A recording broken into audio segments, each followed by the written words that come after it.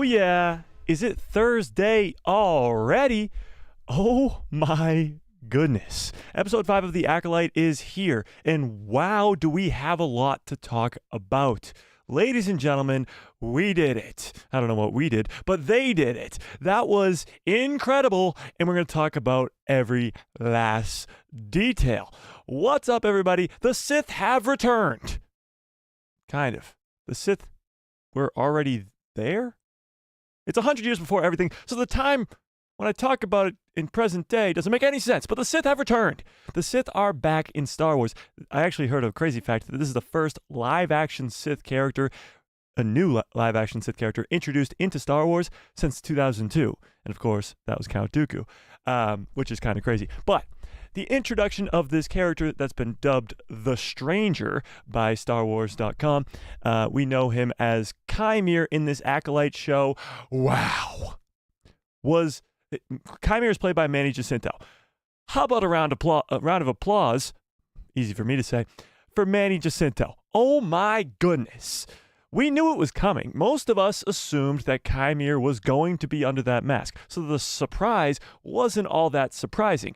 However, the performance was incredible. It was absolutely wild. So we got a lot to talk about today. Of course, Jecki, dead. Yord, dead. I should preface, spoilers for the Acolyte episode 5, if I didn't mention that already. But Yord is dead. Jecki is dead. If you clicked on this stream, I'm sure you've already watched the episode. If not, that's on you. It's been over 2 days, or 2 days.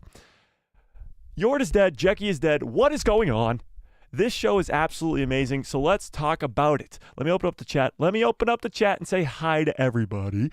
And while I do that, rank this episode. Rank episode 5 out of 10 in the chat right now. All right, let's say hi to everybody in the chat. The Lonely Clone, what's up? Mando United, how we doing? Abby, what is up? Galaxy Love in the house. Cobra Kai tag. Cobra Kai? Cobra Kai is a very underrated show, I must say. Ben, what's up? Rem, how we doing? Chris, what is up? Officer Murdoch in the house. Connor, what's up? Brandon Baker, how we doing? Jack Robbins, B-Man, what's up? Jedi Hangout, how we doing? Dr. Hemlock from The Bad Batch, what's up? Is that everybody? Did I miss somebody? Jay, what's up? Holy Raccoon, what's up? Starship 66, how we doing? All right, if I missed you, just yell at me in the chat. You know the deal. Martin, what's up? Says, hey, dude. How does Soul know Kimere? Are they related? Former lovers? Okay. We'll get to that. Actually, let me answer just right off the bat, and we can actually ask the chat as well. I've heard theories going around that Kimere obviously knows Soul. He knows so much about Soul that we don't even know yet in that 5th episode. He knows all the secrets he's keeping from the Jedi and from Osha that we don't know, that will be revealed in the next 3 episodes. But how does he know Soul?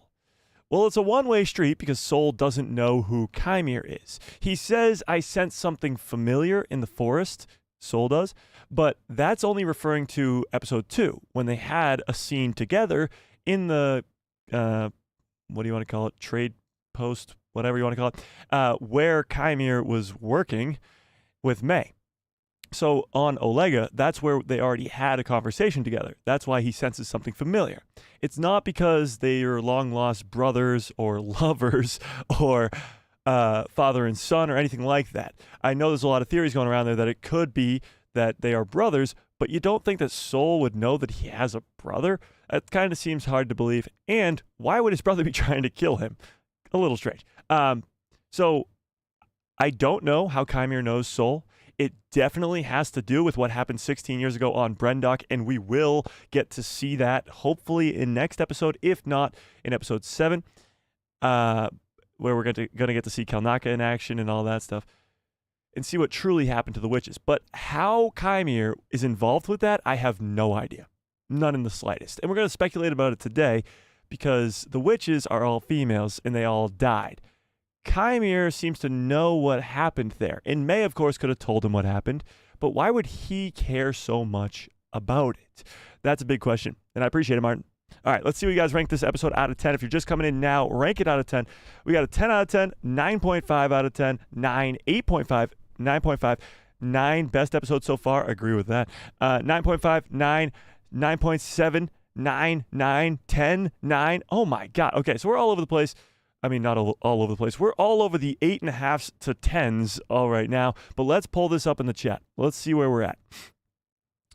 What did you think of the Acolyte episode? Episode 5. Did you love it? By the way, when we did this poll during the live watch party, did you like it? When we did this poll during the live watch party, it got over 700 views. If you guys were here for the live watch party, huge shout out to you guys. We broke all the records on the channel ever, which is absolutely insane, and I appreciate all of you so much. But we hit 375 current people at the same time. Did you think it was just meh, or did you hate it? Let's see where you guys are at. We're going to put that poll up, and we'll leave it up for quite a while to see where people are at as they come in and out. But we got some 7s, 5, 9.5, 9, 9, 10, 9, 8.2. Nice. 10, easy. Wow. Ellie, what's up? Soren says, I have a feeling that Kimere will die by the end of the Acolyte. I'm 99% sure that he is the apprentice to either Darth Tenebrous or Darth Plaegus, and he will die, leaving canon intact, and all will be well. Okay, let's talk about the big elephant in the room. It's confirmed that Kimere, this character, the stranger, whomever, this character right here under the mask. Oh, wait, hang on. Sorry. Hang on. This character right here under the mask is obviously Kimere. He is a Sith Lord. That is confirmed. Sith Lord, and he even said it straight to Soul's face. Now, all the other Jedi died in this forest, so they can't tell the Jedi Order, Venestra Rowe, Yoda, Ki-Adi-Mundi, and others that the Sith have returned. However, Soul can.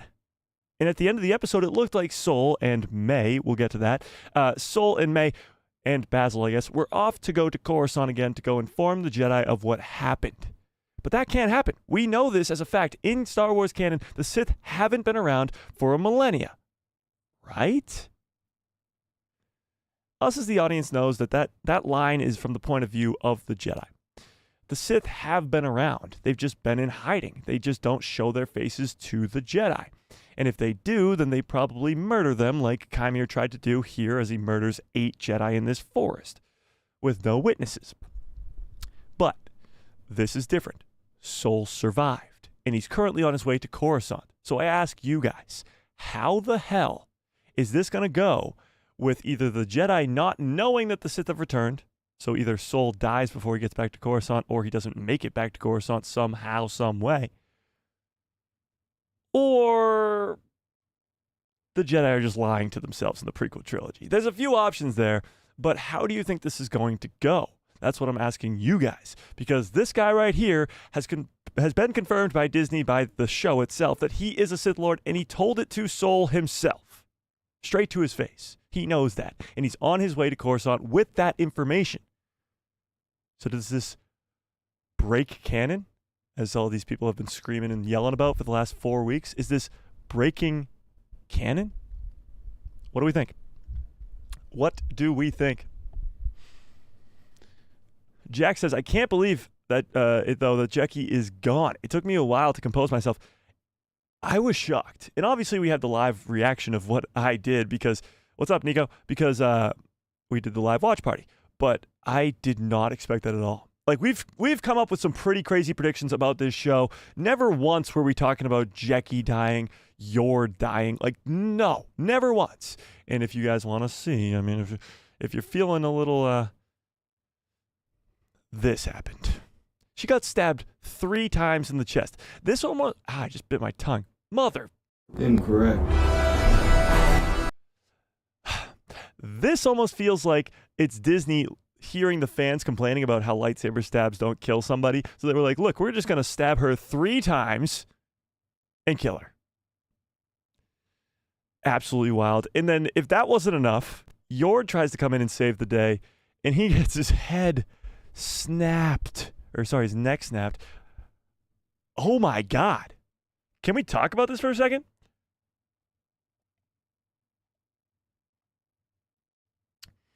On Tuesday stream, before the show started, in our day stream, We were talking about how there's rumors about a rated R Star Wars project and how Dave Filoni was like, if it's the right story, blah, blah, blah. This was as close to rated R as you're going to get. This is as close to Revenge of the Sith, Anakin burning alive, Anakin killing younglings on screen. Like, this is as close as you're going to get to that. We saw him chopping off people's heads, snapping people's necks, killing Jedi all over the place. It was crazy. Kimere is jacked. Yeah, Kimere is absolutely shredded. And he was awesome. I mean, talk about an entrance to a character. You get the awesome cliffhanger last week in episode 4, and then you get this amazing entrance of his character where he kills 2 main characters in the show and 6 other Jedi if you count Kalnaka. So he kills 8 Jedi, and it's just like nothing ever happened almost. It's crazy. It's absolutely bonkers that this happened, and I don't think anybody was expecting it. Like, if you're saying that you knew that this was coming, you're probably lying to yourself. And it was wild. It was absolutely bonkers. Jecki put up a good fight, though. Yeah, she did. And I mean, so did Yord, kind of. Yord was kind of doing his own thing in this episode. But yeah, Jecki definitely did. And I heard a lot of people actually complaining about this. That how does Jecki put up such a good fight against this very powerful Sith Lord that killed Jedi Masters earlier on in the episode? And it's a good, valid sort of complaint or excuse. But some Jedi Padawans, look at Obi-Wan Kenobi, for example, are very, very powerful before they get the rank of Master. And in The Phantom Menace, Obi-Wan Kenobi is the one who beats Darth Maul when his master, Qui-Gon Jinn, dies to Darth Maul. And Jecki didn't win. Jecki died. Like, what are we talking about here? She obviously put up a good fight, but she still ended up looking like this, with 3 lightsaber stabs through her chest. So, yes, she put up a good fight, but let's call a spade here. She died. And it was cool to see her be the one to take off the mask. It was honestly the perfect reveal. She breaks off the mask, you watch the mask fall to the ground, you see the lightsaber split into 2, and then you see her get stabbed like this, her body falls, and it reveals that it's Kimere under the mask. It wasn't that big of a surprise because us, as these crazy Star Wars fans as we are, we kind of assumed that it would be him. Some people thought it could have been Mother Coral, Mother Anisea, even some people saying Master Indara or Master Torben. But a lot of us did believe that it was Kimere. So it wasn't that big of a surprise. What was more of a surprise to me was how badass he was. Killing Jecki, killing Yord, killing all those Jedi. I did not expect, ever, that Soul was going to be the only remaining Jedi walking out of that forest alive. Never. Never in a million years. So that was pretty wild, if I do say so myself. Pretty damn wild. Kay says, Kimere is either a son, brother, or youngling. It could be that Kimere was a youngling at the Jedi Temple who left. Very similar to Osha, very similar to Count Dooku in the prequel trilogy. There are Sith Lords who leave the Jedi Order. Even Darth Vader, Anakin Skywalker, was a Jedi, becomes a Sith Lord.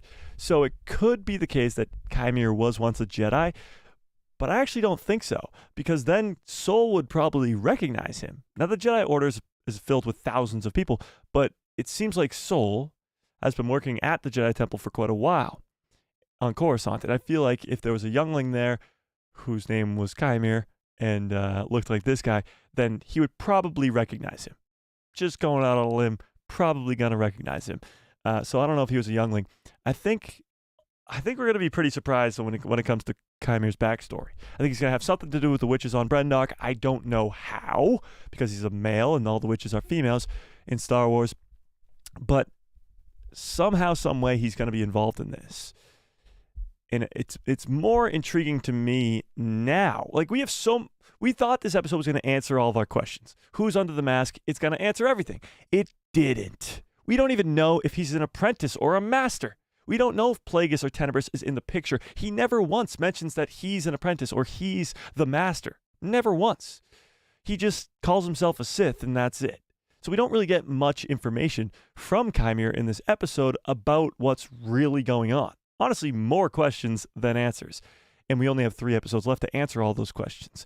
I think next week's episode, if we're already speculating about next week's episode, is probably going to be a lot about just what really happened on Brendok. And Kimere trying to sort of persuade Osha to the dark side. And we might actually get a darker look here at the Jedi Order. That's for damn sure. Yeah.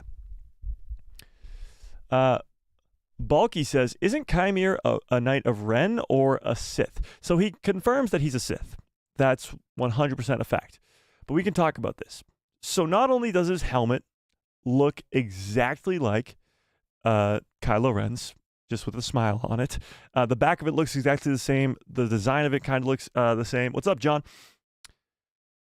But we also hear, at the end of the episode, Kylo Ren's theme. Now, I'm working on an entire video that will come out tomorrow about this, but what the hell do you guys think that means? Kylo Ren's theme, and if you don't know what it is, it's dun, dun, dun, dun, dun. Actually, I might have posted it on Twitter if I can. I posted it on X, formerly known as Twitter. Yeah, this. Yeah, let's watch this. Oh, that's so grainy. It's going to be a very grainy video, but just, you're listening anyway. You're listening. We are.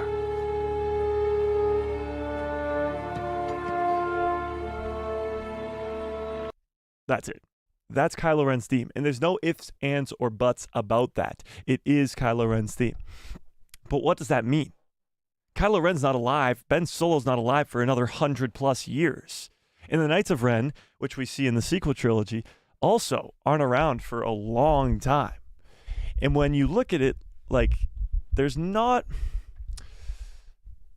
It could be that the Knights of Ren are kind of based off of that, like based off of what Kimere is in this show. And that would also allow us to have another connection to the greater Skywalker saga in this series. I do think we're going to Ahch-To, so that will give another connection. But I think if he has anything to do with the Knights of Ren, then that will be a big thing. Now, Kylo Ren's theme is a very recognizable one. So they did this on purpose. They knew fans were going to recognize those couple notes. The da, da, da, da, da. We knew that. They knew that. So they did that for a reason. I just don't know what it is. I don't. Kimere is the first Ren and the Master of Tenebrous' master. That can't be possible. The Master of Tenebrous' master. So you're saying it goes Plaegus, Tenebrous' master, then Tenebrous' master's master. So you're saying 4 people before Plaegus. That's just too much time. That's too many people before the prequel trilogy when we know Plaegus is the master.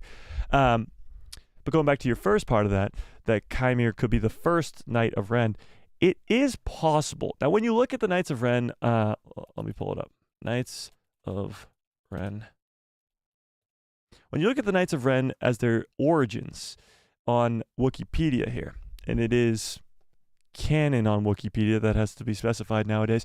If we go down here to history and origins.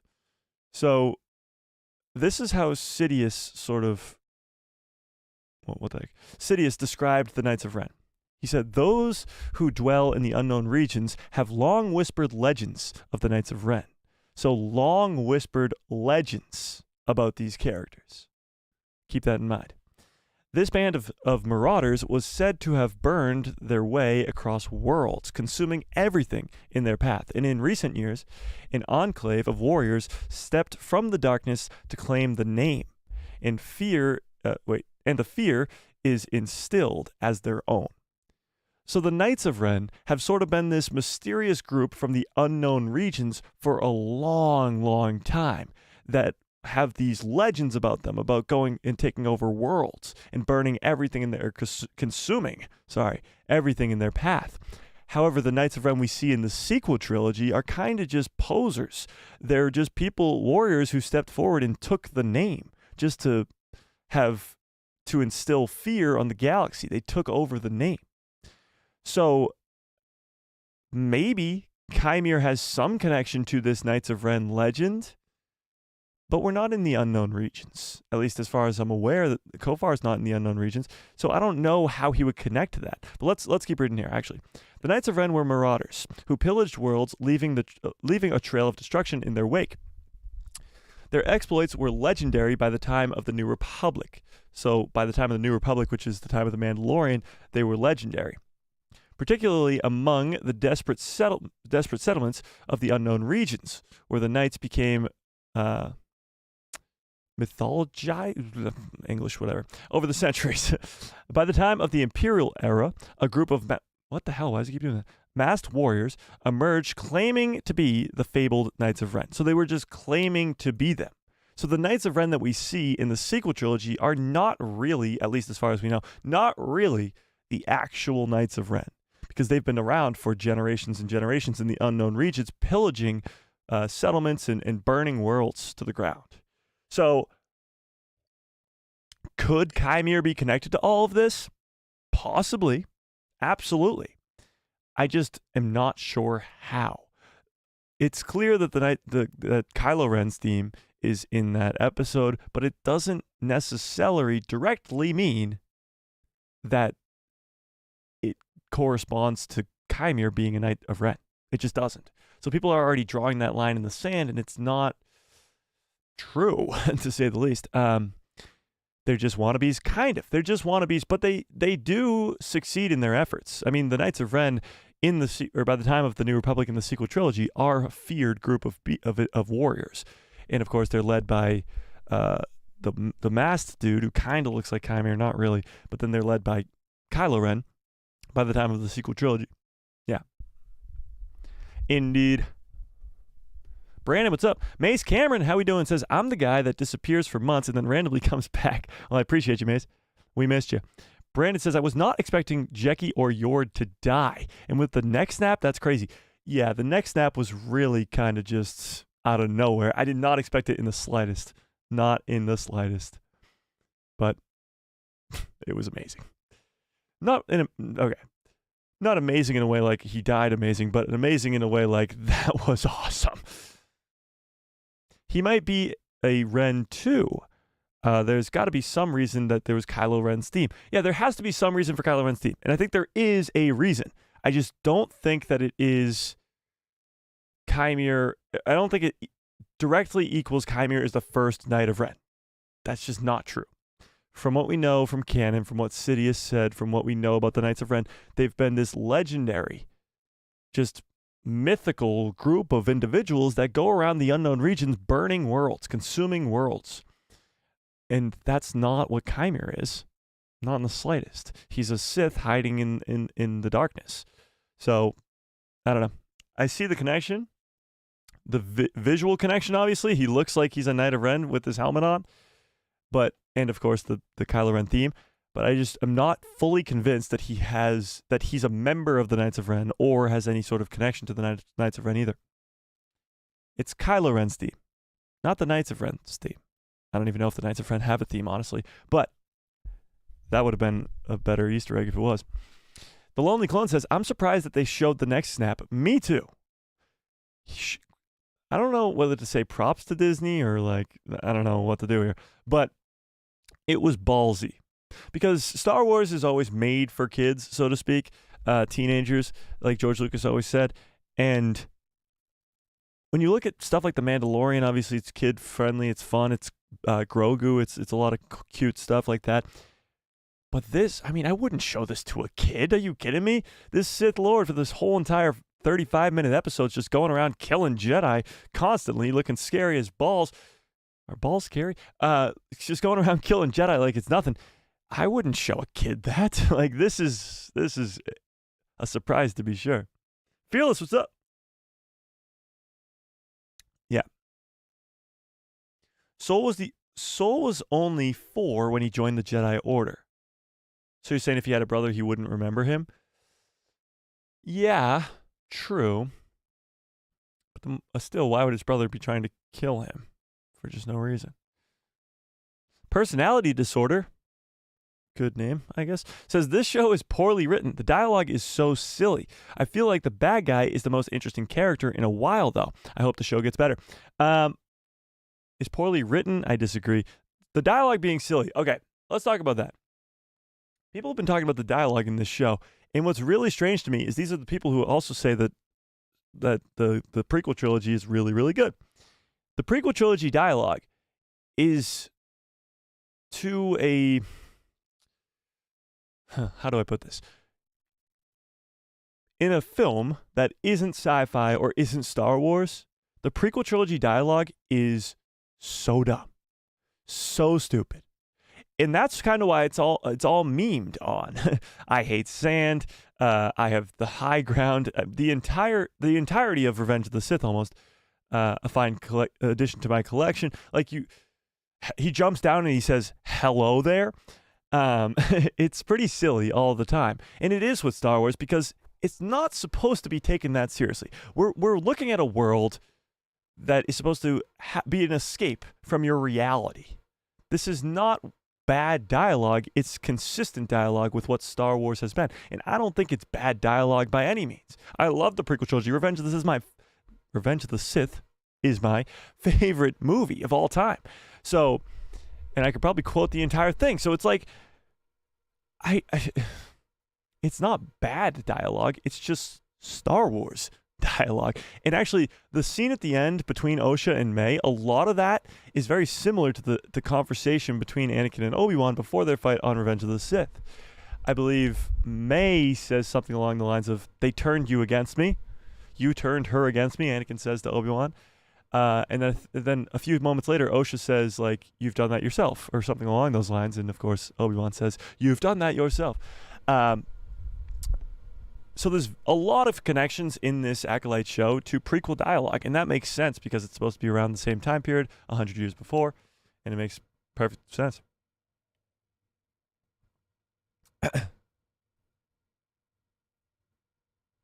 Indeed. Brandon says, "Not going to lie, the reveal of the Sith who smiles being Kimere was cool." Oh, it was unbelievable. I mean, the way they revealed him with killing Jecki off and then her body drops and you see his face, that's pretty wild. And then his first line outside of the mask is, "Was that its name?" Was that its name? Because Soul looks at the dead body on the ground and says, "Jecki?" Or like, "Jecki, like, how could that possibly happen?" And then he says, "Was that its name?" Like, damn, what an opening. What a first line. Now, it wasn't his first line as a character because we heard him say some stuff under the mask, but wild. Jedi Hangout says, "Soul is Korean and Kimere is Filipino, so they can't be related by blood." I mean, Hera Syndulla is a Twi'lek, and Jason Syndulla is a human. This is Star Wars here. This isn't really the real world. So yes, the actor who plays Soul is Korean, and the actor who plays Kimere is Filipino, but that doesn't mean anything in the Star Wars galaxy. Nestor, what's up? Dr. Hemlock says, "I believe in the flashbacks of Brendock, we are going to see Kimere hiding and watching the Jedi kill the witches." I definitely think that Kimere was there during the events of what happened on Brendock 16 years ago. I just don't know if he's going to be involved in it or not. Like, why was he there is the big question. Was he also just happened to be hiding on Brendock too? I don't know. Seems a little weird. A lot to explain, I think. By the way, 62% of you right now loved this episode with over 120 votes. That is awesome to hear. I think Kimere is May and Osha's half-Force brother. I just don't think so. The explanation we got of Osha and May's creation is so crazy. Obviously, they were created by the Force, or we're led to believe that they were created by the Force or the thread by the witches. I don't think Kimere would have been involved in any of that. But at the end of the episode, he does look at Osha's body and says, "We are such fascinating beings," or something like that. He says "we," like in reference to him and her. And I don't know. It's very strange. I feel like every line that Kimere had was for a reason, because he only says so many things and he says them so nonchalantly and geniusly. But all he says about Soul is how he's hiding his darkness, how he's not showing his true face, how he's keeping stuff from Osha. And obviously Soul's been lying to Osha for years. And when that revelation comes to her, or when Zipperface, I keep wanting to call him Zipperface because we have been for so long, when Kimere actually tells Osha about what really happened on Brendock, how's Osha going to react to that? Her former master, this guy she trusted with her life, Master Soul, has been lying to her entire life? How do you think she's going to react to that? Do you think Osha's going to go down a dark path come the end of this show?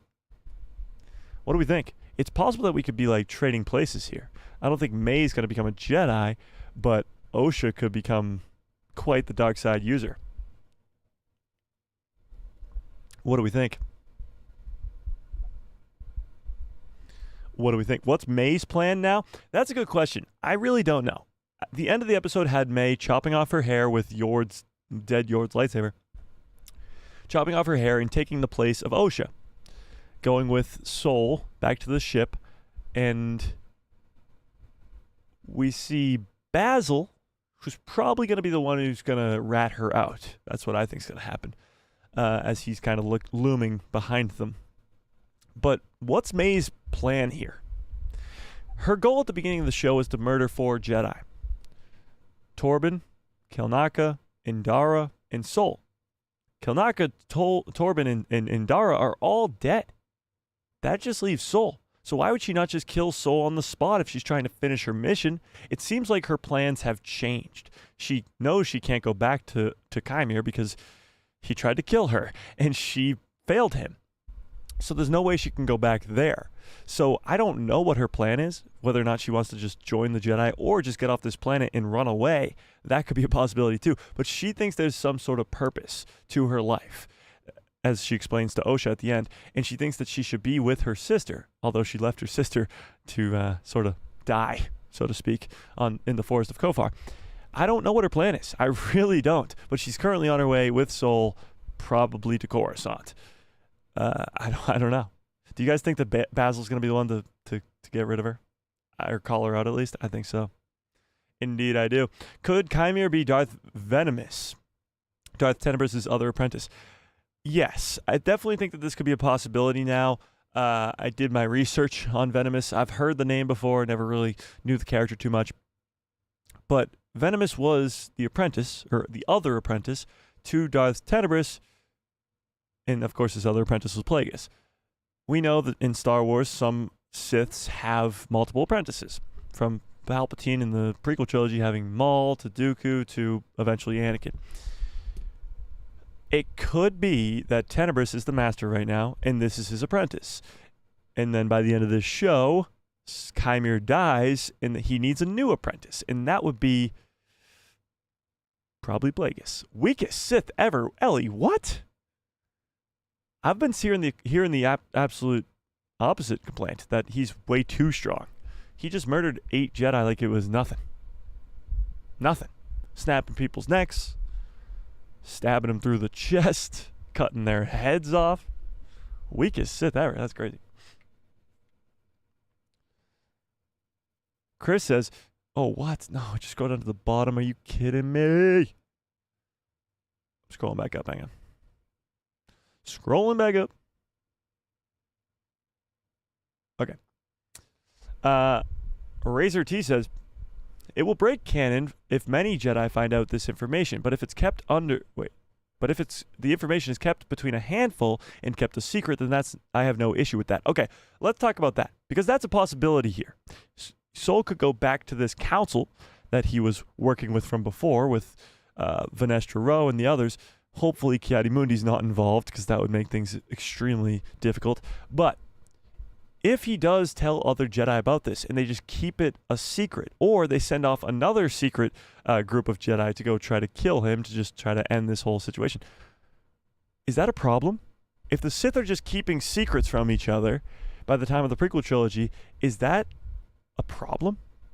Will you have a problem with that if this is true? I think a lot of fans are going to go different ways on this. Some fans are going to be like, yeah, that breaks canon. That you can't do that. The Sith weren't around for a millennia. But that's really only to Ki-Adi-Mundi, specifically. Because when he says that, Yoda and Mace Windu share a glance of like, we might be lying about that. I don't know. I think it's going to be a very personal, opinion-based thing of how certain people feel about that.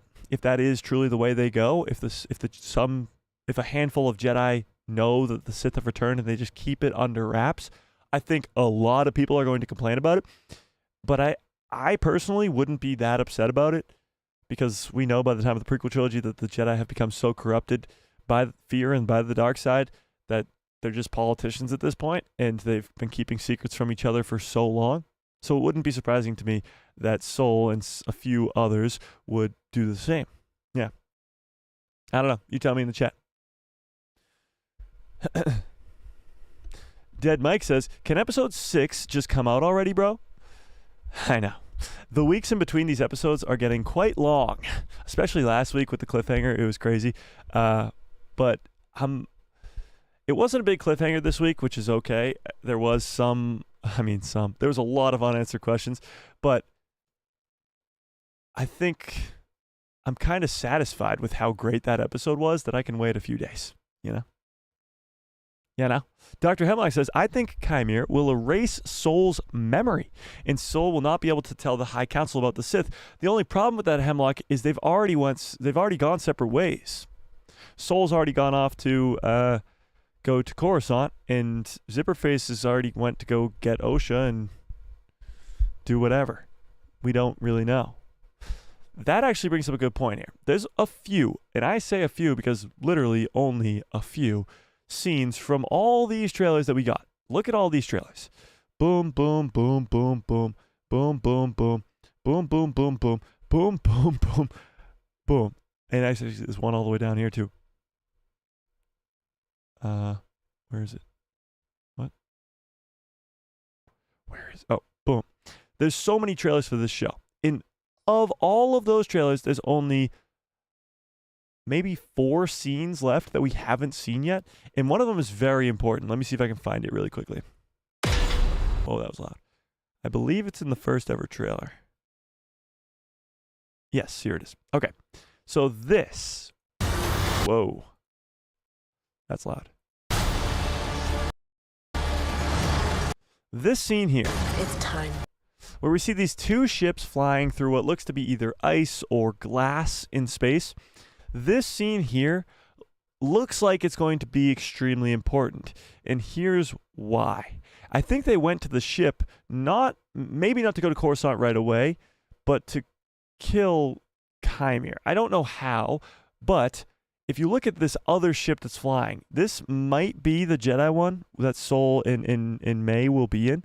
But this ship over here looks to be the ship that May and Osha took to.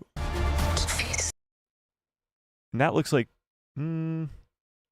it's from something else. But that looks to be the ship that May and Kimere took to the planet of Kofar. Kofar. I'm all over the place right now. But this scene might be happening in next week's episode. So Sol and May might not be directly going to Coruscant. They might be stopped either by Zipperface trying to shoot them down out of the sky, or vice versa. Sol's just going to try to kill Kimere as he tries to leave the planet. That's also a possibility. So this could be a big fight scene that happens almost right outside of Kofar or in some other system nearby. This is going to be a pretty big fight sequence. Now we do see this in a different trailer. If I can find it really quickly. I'm not sure which one it is, honestly. I think it's this one. Whoa, that's loud. Found it. Okay. I'm really good at this, I guess. I found it. This. So, correct me if I'm wrong, but that is Sol's ship, right? This right here is Sol's ship. And that looks like May's ship. I'm guessing now it's going to be Osha and Chimere's ship. But it honestly looks like Sol's kind of crashing here, no? He's going sideways through this asteroid belt or whatever it may be. He's kind of going sideways here. This is not very good flying by any means. But that does look like May's ship, and this is probably going to be, hopefully, in next week's episode. What do you think? What are we thinking? Yes, no, maybe so? It's possible that they don't go to Coruscant right away. And maybe that's how they get away with this. Matt, what's up? What's up? Qui-Gon referenced to Maul as trained in the Jedi arts, basically the same way the Kimere was described. Yeah, but I think Qui-Gon pretty much says he's a Sith. The Sith have returned. And the Jedi are like, hold up, what? And maybe it's because of this event that happened 100 years earlier that they're more intrigued by when Maul shows up, or at least have more knowledge about it. So this scene, I think we could see next week, a possible chase through space with Kimere and Sol and May being in here. I definitely think we'd see that. And then, of course, the other one we talked about already is from this trailer. I do know where this one is.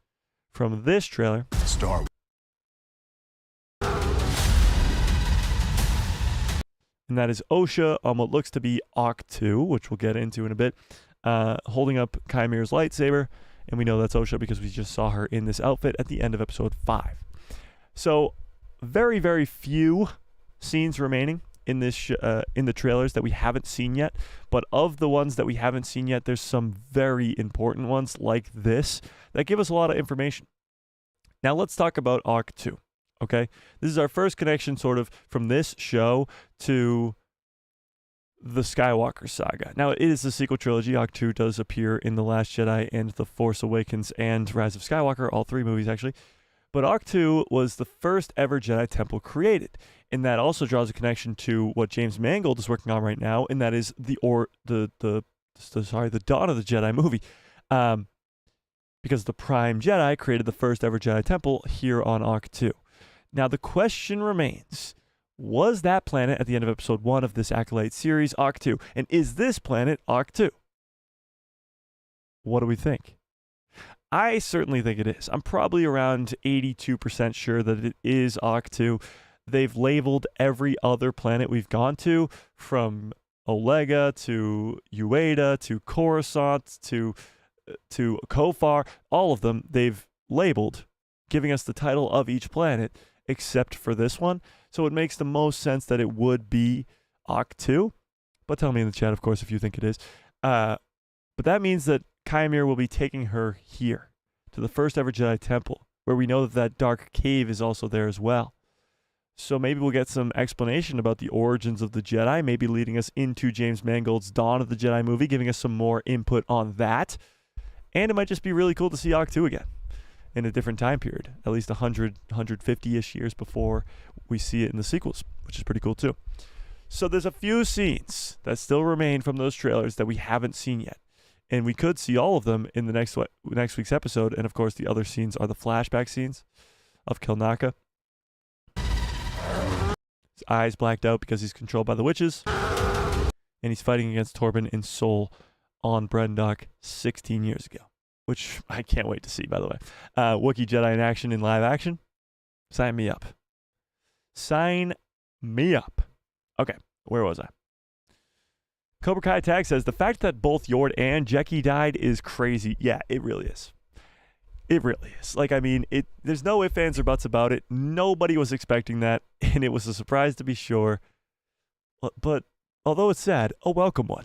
Can I get some good cuts for all orders in the chat? I'm so damn thirsty today. I'm losing my voice already.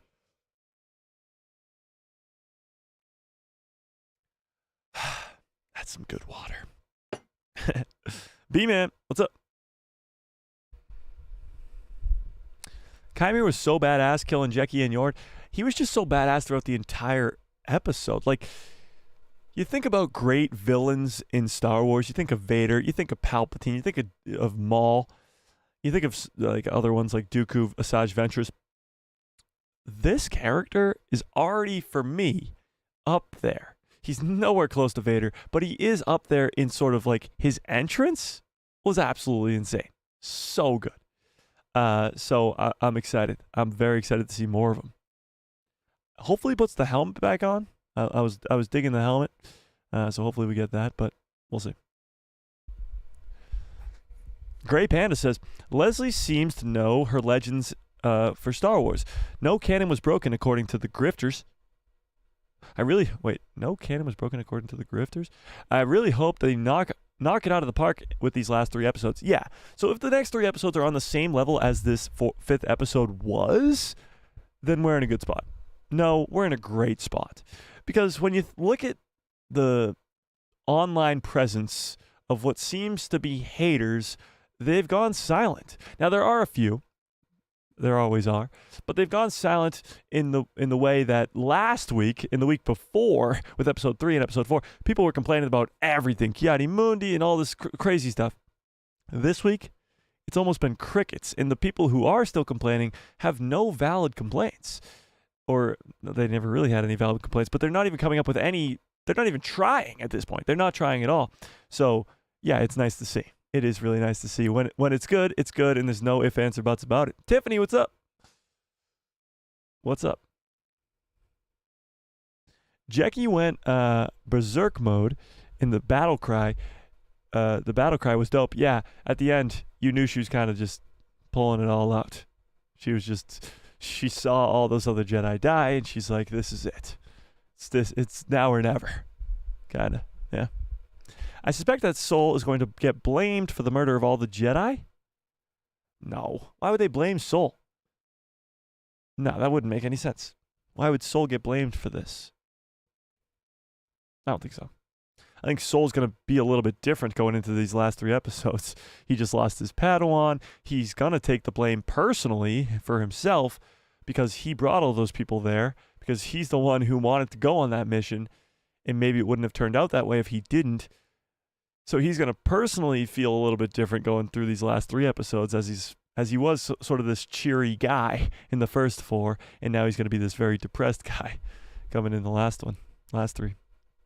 Indeed. Joseph says, the stranger is not a Sith. Acolytes or servants like Kylo Ren are not Sith. They are fractions of the Sith, not Sith themselves. These are dark side users, meaning fallen Jedi, aka splinter groups. No. So the Jedi thought that there were splinter groups. It's confirmed by Kimere himself, and Leslie Headland has talked about it now, that it's confirmed that this is a Sith Lord. We're looking at what the hell? That was so loud. We are looking at a Sith Lord here. Indeed we are. Indeed we are. Actually, let me see if I can find this. Yes, perfect. Okay. Let's read this article, because this talks about episode 4 and episode 5 from the actor's perspective, and this is pretty cool. This comes from Hollow Files. Shout out to the Hollow Files. And this is Leslie Headland in the Acolyte cast talking about episode 5 with obviously spoilers. So let's read this. I want to just read the specific quotes here.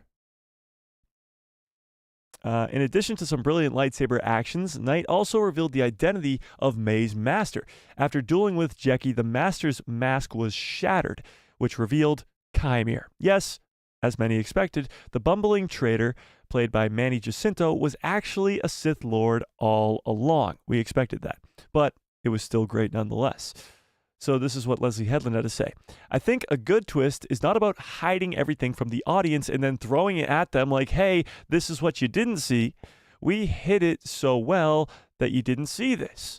I think a good twist is telegraphing what's going to happen, and then once it does, executing it without an ounce of pity or sentimentally. I can't read English, sorry guys. But what she's saying here is that a good twist is that it's right in front of your face. It's like Palpatine in the prequel trilogy. It's a big twist right there. It's not something that the audience just doesn't know. It's the audience knows something that the characters don't know, which I think is pretty cool. Then she goes on to talk about what went into crafting his helmet, where she says his helmet is not so different from classic Star Wars villains. Look at Vader or look at Kylo Ren. Also, the grin is like a smile that lasts too long and was meant to be really unsettling to the Jedi. That's actually a great description for it. It's a smile that lasts too long. That's crazy. Where was I? Oh, it's not that they are afraid of him. It's that they find him unsettling. Even his intro, when he floats down at the end of episode 4, we shot that in reverse because it was we just wanted the audience to be like, what is this? They shot it in reverse? I don't get what that means. But yeah, it's very unsettling. That's a big thing. When he arrives at the end of episode 4, you feel like, what the hell's going on? Who the hell is this guy? Yeah. Okay.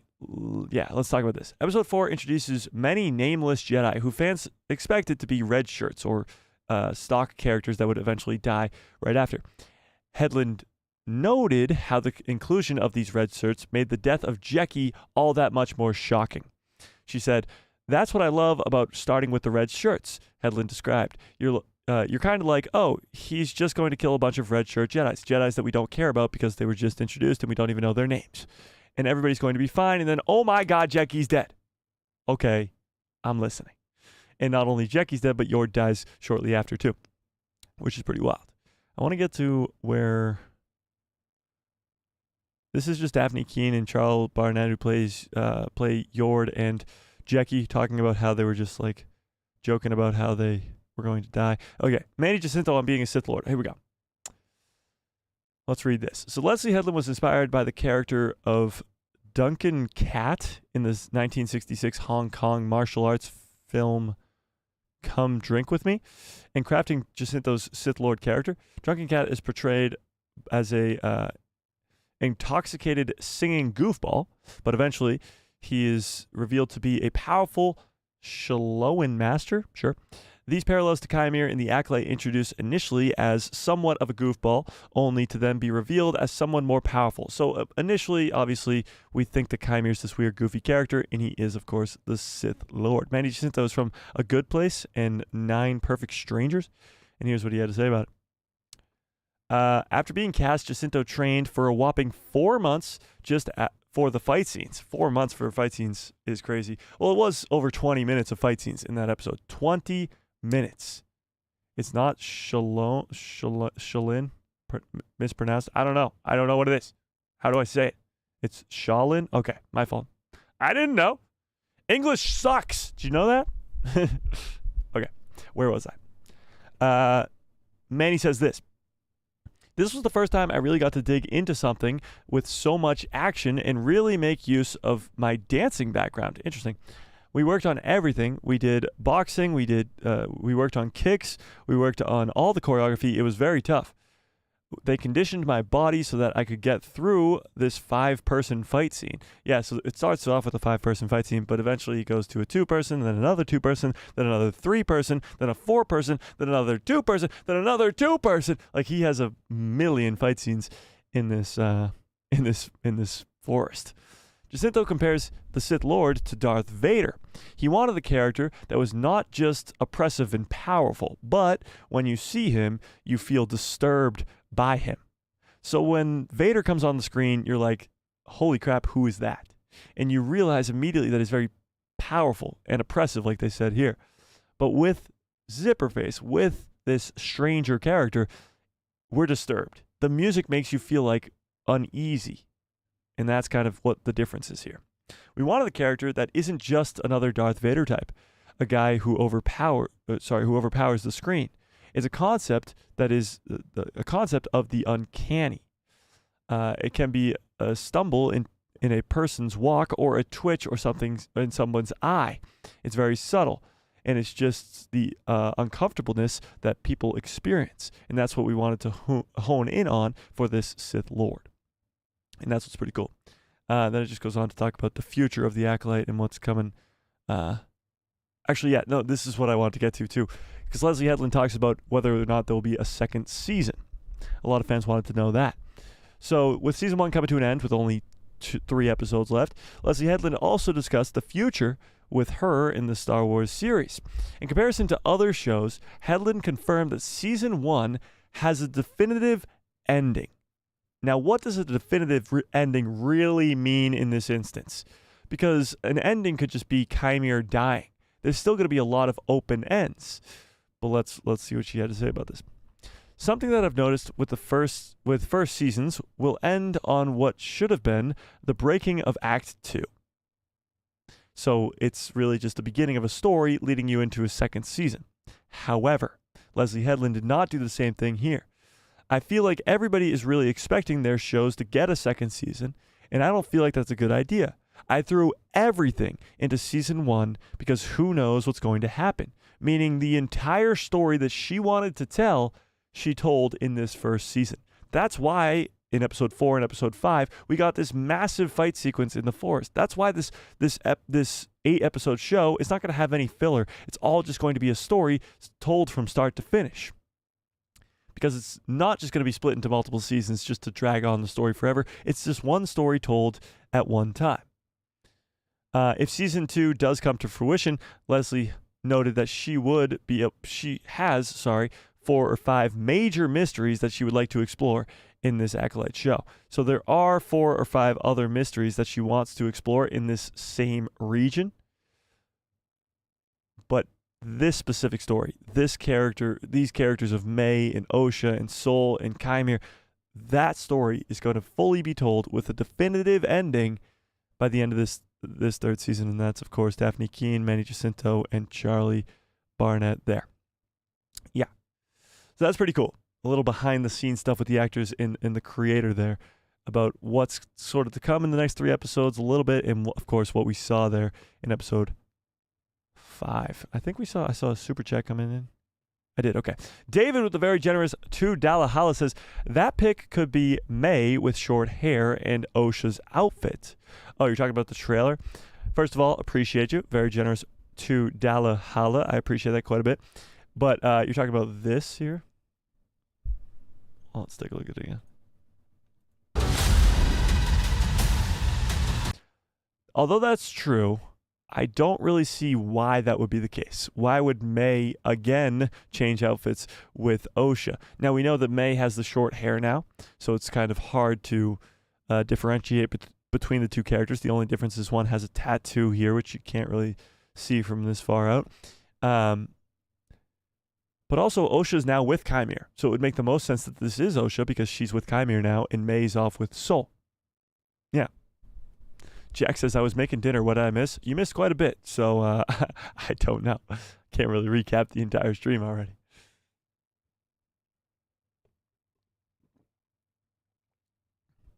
I appreciate that, Joseph. I really, really do. So if Kimere was just his Jar Jar alias, what's his real name, I wonder? Well, he says, I don't have a name, but the Jedi would call me a Sith. Now, we don't know his Darth name, if he has one. Could be venomous, could be whatever. But Star Wars themselves have titled him the Stranger, which is a little weird to me, because why not just give him a name? He could have just said, oh, I'm Darth Poopy Face. Like, it doesn't really matter. We just could have given him a name here. J. Pat says, one complaint I heard that the Padawan fighting better than a master, and I laughed so hard. Yeah, I mean, that's the argument of just not liking Star Wars. The master fights better than the apprentice fights better than the master.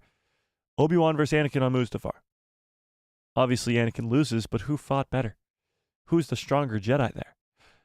Obi-Wan and Qui-Gon versus Darth Maul. Qui-Gon dies to Maul, and Obi-Wan wins. It's like, what are we really talking about here? Secret Songs 20 says, people complaining about episode 5 are speculating about what we don't know yet. Yeah, I've heard that a lot too. It's just people like kind of saying what they think is going to come, but we haven't seen yet. For example, like, it's going to break canon because Sol saw Sith Lord and now he's maybe on his way back to Coruscant. We don't know that. We just don't. It's plain and simple as that. We don't know that yet. So maybe in the next 3 episodes, or not even maybe, in the next 3 episodes, we will be getting what actually happens. And we don't know. Yeah. David says, Kelnaka will get blamed for the other Jedi's deaths. What? Why would Kelnaka get blamed? Manny spent 4 months, in the gym in fight choreography. Manny did a great job in episode 5. He did a fantastic job. Honestly, everybody did a great job in this 5th episode. But Manny was the standout for sure. No one watches RD. Okay. Says framed. Who will be framed? Sol? May will be blamed? Yeah, May will probably be blamed because she started this whole damn thing. But if Sol gets back to Coruscant, he's going to tell people about it. Darth Kimere. We could call him Darth Kimere, but Kimere was his alias. It was just his name when he was pretending to be a tradesman. Yeah. Matt says, Sol is like Qui-Gon. Yeah, Sol is very Qui-Gon-esque, although Qui-Gon did not go through something like this where he lost all these Jedi to a Sith Lord around him. So now he's going to go on a very different arc than Qui-Gon did, which is cool. We don't want the exact same arc that Qui-Gon went on. That'd just be too repetitive, but we'll see. The Speculationer, great name, says John Campea, did I say that right? Hates the change of May's character between episode 4 and episode 5. The change of May's character? That was at the end of episode 4. May realizes as they're running through the forest of Kofar that she's, one, not going to be able to kill Kelnako without a lightsaber. It's just going to be impossible. And two, Osha is alive, and she thought Osha was dead this entire time. And that does change everything because she thought her whole entire family was gone. And as we see in episode 3, growing up, the two of them are supposed to be inseparable. Them together are supposed to be very, very powerful. The power of two. The power of many. May, at the end of episode 4, has that sort of switch. And that's why she sets the trap. That's why she has all this whole arc for that. Yeah. So I don't know who John is, but I disagree. Kay says, it's not necessarily a fallen Jedi. I don't think Kimere is a fallen Jedi. I just don't. I don't think so. I think he's just straight up a Sith Lord. I don't know where he came from, how he knows all this information, but I don't think he was a fallen Jedi. No. The only survivor is often a suspect. Yeah, but I feel like they'd suspect Osha / May, because it is May pretending to be Osha. I feel like they would suspect her more than Sol. You know? Yeah, no. Joseph says, Goofball was done purposefully, similar to Yoda not being able to walk. Get it? It was more so, yeah, like Yoda in Empire Strikes Back. Yoda in Empire Strikes Back is just this goofy, weird green creature who's messing with Luke, knocking R2-D2 on the head. Like, he's just weird. But he's really this Jedi Master that Luke is looking for. So he's kind of just putting up a front to see if Luke is really who he should be and all this other stuff, and kind of testing him and all that. So yeah, it's very similar to Yoda. It's very similar to Palpatine hiding in plain sight in the prequel trilogy. Yeah, for sure. John says, Kylo Ren's theme could have played because Kimere is a masked Sith. Yeah, but so is Vader, and he's not playing Vader's theme. It's not. I don't think it's as simple as that. I think there's some connection there, maybe to the Knights of Ren, maybe to Kylo Ren directly. I really don't know, but it's not an accident that that theme was played here. Definitely not. They know what they're doing over there. Indeed, they do. Sol becomes Chimere's apprentice? I don't think so. I don't think Sol's going to turn to the dark side. However, he did kind of get pretty angry at the end of that episode. He almost killed Chimere.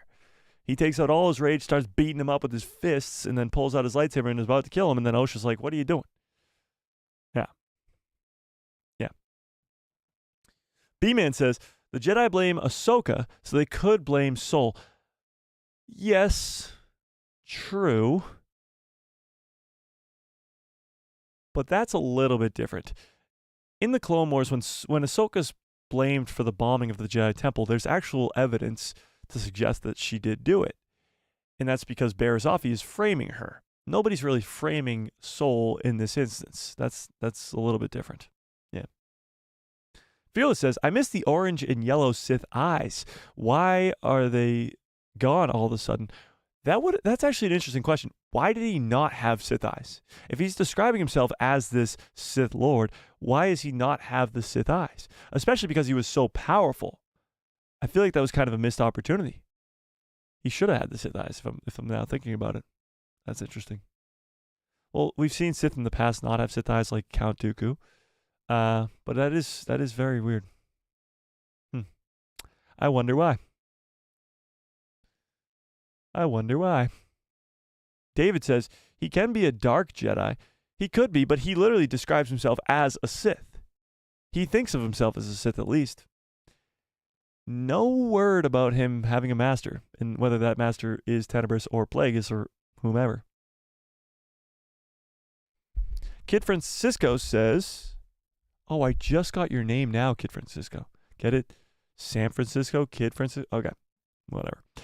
Has it been established that he's actually a Sith? Well, he says that he's a Sith, so yes. From Soul's, at least, perspective, he is a Sith. That's pretty simple. So yeah, it is. I do not like that they use Kylo's theme for a Sith. It makes no sense. That's also true. If they wanted to convey that this was a Sith Lord, they could have played Vader's theme. They could have played any other theme. They specifically chose Kylo Ren's, and Kylo Ren's not even a Sith. So it does draw a lot of questioning into who this character is, how he's important, why the bleepity bleep did they play Kylo Ren's theme. There's a lot of questions. And honestly, they ended the episode on that. It's the last scene is Kylo Ren's theme. It's weird. It's weird. They've done this before in Star Wars. I think it was with The Bad Batch, actually, season 3, where one of the episodes ended with the Clone Wars theme. Or not the Clone Wars theme, the Clone Rebellion theme. Something like that. But it was sort of to allude to what's to come in the next episode. So maybe Kylo Ren's theme being at the end of this episode was kind of to allude that there's some more explaining to do in episode 6 that we just don't know yet. Yeah.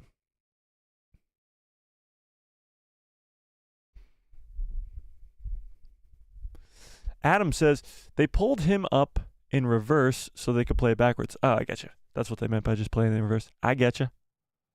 I getcha. I died with Jecki. Oh, Dustin, I apologize. I apologize. It was tough. It was a tough loss for sure. Indeed. Yord's scene was such a twist. Yord's scene was such a twist, but before that was even Jecki's scene, and Jecki's scene was even more crazy. Well, as soon as Jecki died, it was pretty much like anybody's up in the air. And then when Soul died, when Yord died, I was like, is Soul actually going to die? I didn't know if he was even safe at that point. Yeah. No Dark Jedi could best multiple Jedi all by themselves. This is proven by the Inquisitors. We know that only Sith Lords can perform such a feat. Kimere is definitely Sith Lord. I wouldn't say that as a definitive sentence, because Dark Jedi we've seen, obviously Inquisitors, but look at Baylan Skoll. Baylan Skoll's powerful as ball. He beats Ahsoka Tano with sort of, obviously, her getting distracted by Sabine Wren, but he is stronger than Ahsoka Tano physically and just overpowers her. And we've seen Ahsoka Tano best some pretty badass people. So it's probably different for a lot of people. I wouldn't say just because some Inquisitors can't beat Jedi, that because Kimere beats these Jedi, that he's not a Sith Lord or he's not a Dark Jedi. Yeah. Acolyte is not a Sith. As far as the Jedi higher-ups know, there isn't any Sith. Well, right now, yes. As far as the Jedi High Council knows, there's no Sith business going on here. Right now, the only people who know are Osha, May, and Soul. And currently, May and Soul are off to go possibly to Coruscant or possibly somewhere else, we don't know, but probably to inform the Jedi. I would say, without a doubt, they're going to inform the Jedi. It's what they tell the Jedi is what's important. Because maybe their communications are off. Maybe they get cut off because they get attacked in space. Maybe, like, we don't know how this 6th episode is going to go. All we know is that Soul knows that there's a Sith back, at least from as is described to him. Qui-Gon's ghost, what's up? Qui-Gon in the house. Hello there. Indeed.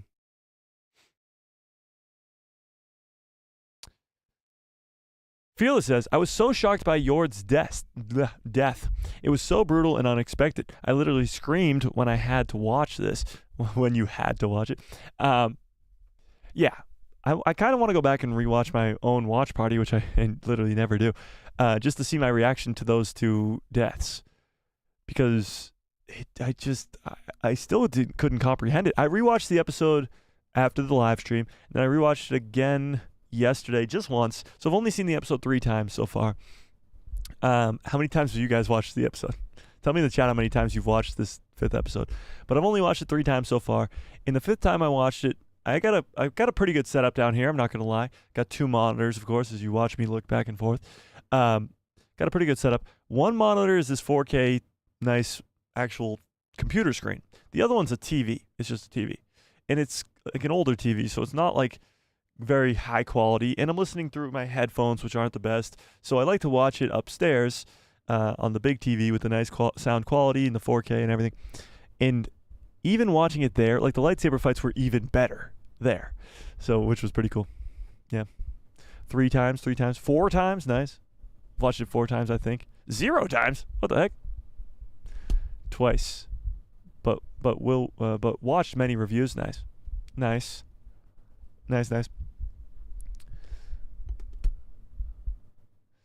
Where was I? Oh, West La Pierre says, of course one long fight would be better, but there were aspects of the fight that didn't make any sense. This show is like one big goal to be different from the Star Wars we knew before. Maybe 13% disagree. 13%? Oh, the Star Wars fandom disagree? I think you're very far off on that one. I think what people are just having the misconception about is the people who are screaming louder than everybody else online right now are not the majority of the Star Wars fandom. Not in the slightest, actually. And it's not even close. So maybe it's 13% the other way. Maybe that's what you're saying. But you also say that the fight sequences, certain aspects of the fight sequences didn't make sense. Where? I dissected these fight sequences quite a bit when I was making my breakdown video, watching them in slow motion and all this. And they're incredible. They're prequel-esque. They're on the same level of the prequel trilogy. And I saw somebody mentioned that the stunt choreographer for this show, or for this episode specifically, was the same guy who did the Rogue One Vader hallway scene. We got to keep rehiring that guy. That guy's huge round of applause for him. That was incredible. Yeah. And I actually completely disagree with your second statement there, and that is this show is the one big goal is being different from every Star Wars thing we knew before. It's not, and it's purposefully trying not to. It's almost the exact opposite of what you just said. And it is trying to feel like everything else in the ways of it being Star Wars, with the Jedi and the Sith and all these alien characters. It's almost like they took whatever they heard from Andor, feeling not like Star Wars, and they took that and almost imbued all Star Wars into this show. I actually think this show, of all shows, maybe The Mandalorian, but more than Ahsoka, more than Kenobi. Kenobi's a little bit different because the characters are literally Obi-Wan and Anakin. But Andor, Ahsoka, all these live-action shows that aren't, I guess, Kenobi because they're the 2 main characters, it feels the most like the original trilogy and the prequel trilogy combined. The other shows kind of lack in that aspect. Yeah. But can anyone answer the biggest question of all?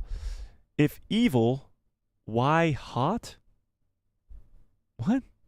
Hot as in like attractiveness, or hot as in like a temperature? I don't even know what this question means. If evil, why hot? What does that even mean? Can hot people not be evil? I'm confused.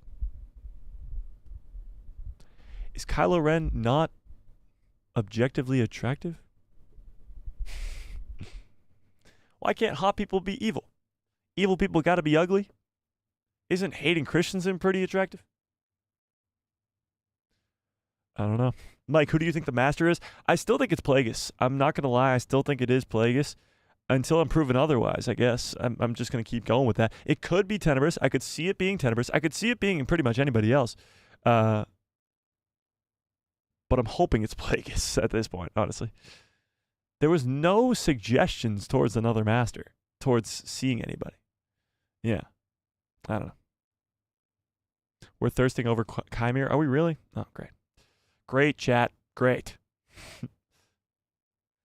Holy Raccoon says, I don't understand why some people think that Star Wars is dead. I posted on your DC.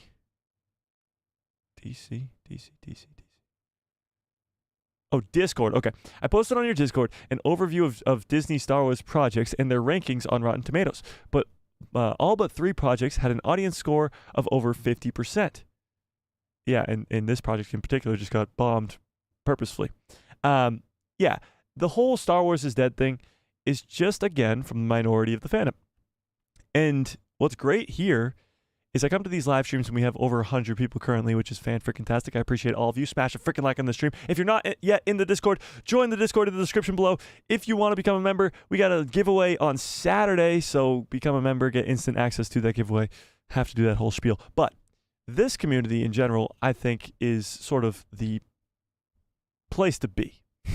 Not to pat myself on the back or anything. I don't think it has anything to do with me. I think it has to do with you guys. But it is the positivity. It is the people who really realize that this is great Star Wars.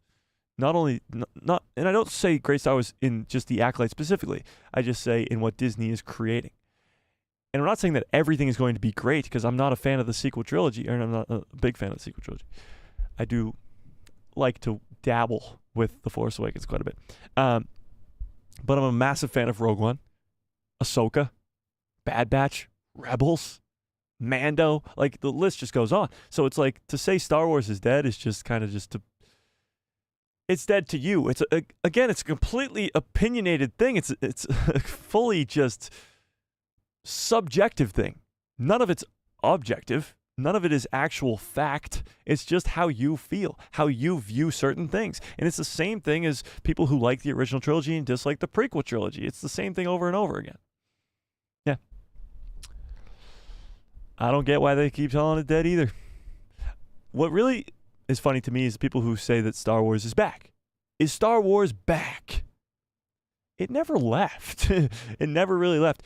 Or maybe you're saying it left from a few months ago when the last show was. Like, what is Star Wars back from? From the dead? I don't know.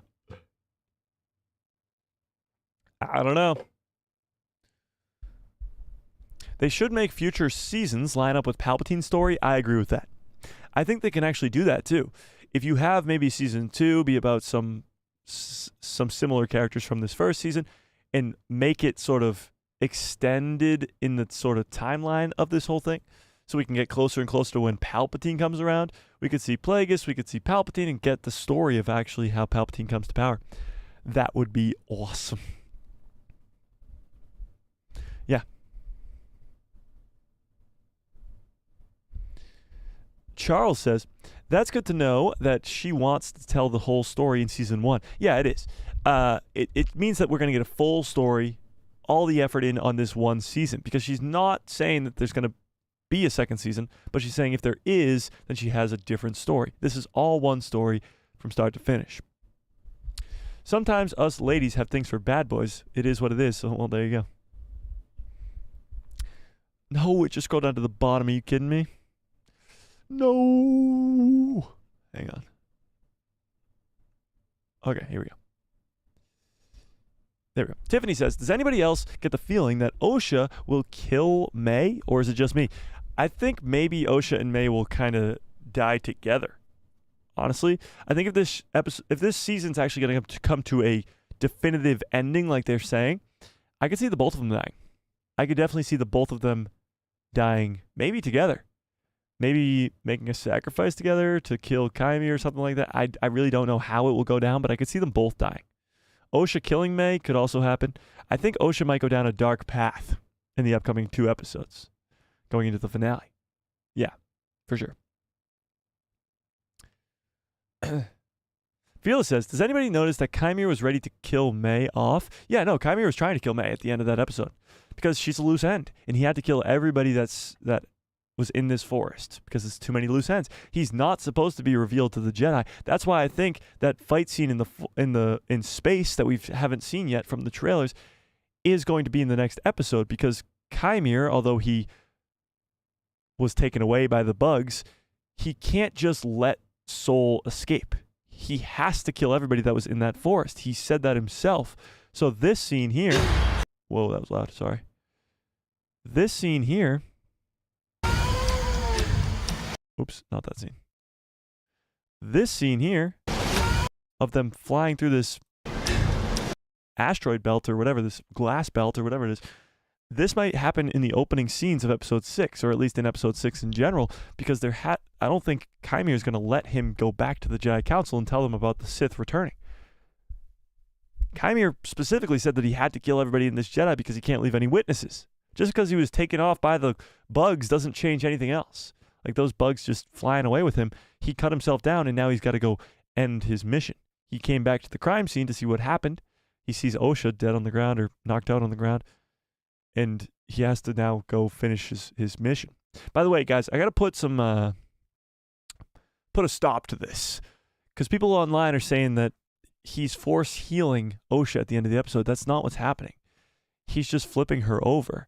Now, I do get why people think that. I thought that first when I watched it, but when you slow it down, there's no healing happening to Osha's wound on her side. It's not. She's just being flipped over. So, Kimere most likely cannot use Force Heal. It's a very rare ability for a Force user. We've only seen Grogu and Rey and Kylo use it. And Rey and Kylo are a dyad, and Grogu's the goat. So, I seriously doubt that Kimere has that ability, and he was just flipping her over. So, no Force Heal. I've seen a ton of people mixing that up, and I just wanted to clear the air. Yeah, no Force Heal. Charles says, Knights of Ren seem to make sense here. But why? How? How do the Knights of Ren make sense at all? From the description I gave you earlier about the Knights of Ren and their origins, them being from the unknown regions, space marauders that pillaged worlds, that left destruction in their wakes, in their existence became legendary, meaning they were around for quite a while, probably long before Kimere ever existed by the time of the Empire. So they became legend. Doesn't seem like Kimere would have anything to do with them. And then the Knights of Ren we see in the sequel trilogy are just sort of posers, but they're warriors that take the name of the Knights of Ren to sort of exact or instill fear in the people that they're trying to kill. Yeah. Nico says, he's being referred to now as the Stranger. Yeah, he is being referred to as the Stranger. I'm going to keep calling him Kimere because it's more easy to just go Kimere, that character, boom, got it. I mean, when you look at this guy, you see Kimere because we've been calling him Kimere. When you see this guy, you see Darth Zipperface, neither of which are the Stranger. So I'm going to keep calling him Kimere. It just is easier for me, but that is his former alias. He is technically the Stranger. Yeah. Indeed. Tiffany says, glad I'm not the only one thinking that Kimere is hot. Thought I was toxic. Okay. I think we're going too crazy here. Jay says, Darth Salty Nut Roll. Now that's a name I haven't heard in a long time. Long time. By the way, with over 240 votes right now, we have 56% of you loved this episode. That's what I like to hear. That is what 56% of you? Let's see where, what is next. 19% loved it, which is next. 18% said meh, and only 7% hated it. That is awesome. Yeah. Kay says, if Tenebrous replaces Venomous eventually, though, couldn't Kimere technically be Tenebrous? No. Kimere can't be Tenebrous for a few reasons. One, Tenebrous is a Bith Sith, and the Bith are, if you think of the Cantina in the original Star Wars, A New Hope, if you think of that cantina on Tatooine and the guys who are playing the instruments, the Mos Eisley Cantina Band, those are Bith. Those weird-looking aliens. Here, I'll pull up a picture. So, Tenebrous is a Bith. I'll pull up a picture of Tenebrous, actually. Let's do this. Darth Tenebrous. This is the legendary Tenebrous here. Well, what the heck? Why is it so far zoomed in? Boom. So I don't think... Now, correct me if I'm wrong. Correct me if I'm wrong. I don't think this looks like Kimere. Maybe I'm wrong. Maybe I'm wrong. But I don't see the resemblance. Can kind of see it. Maybe in the eyes a little bit. Maybe in these weird flap things he's got on his face. Maybe if he just shaved his head, he'd look similar.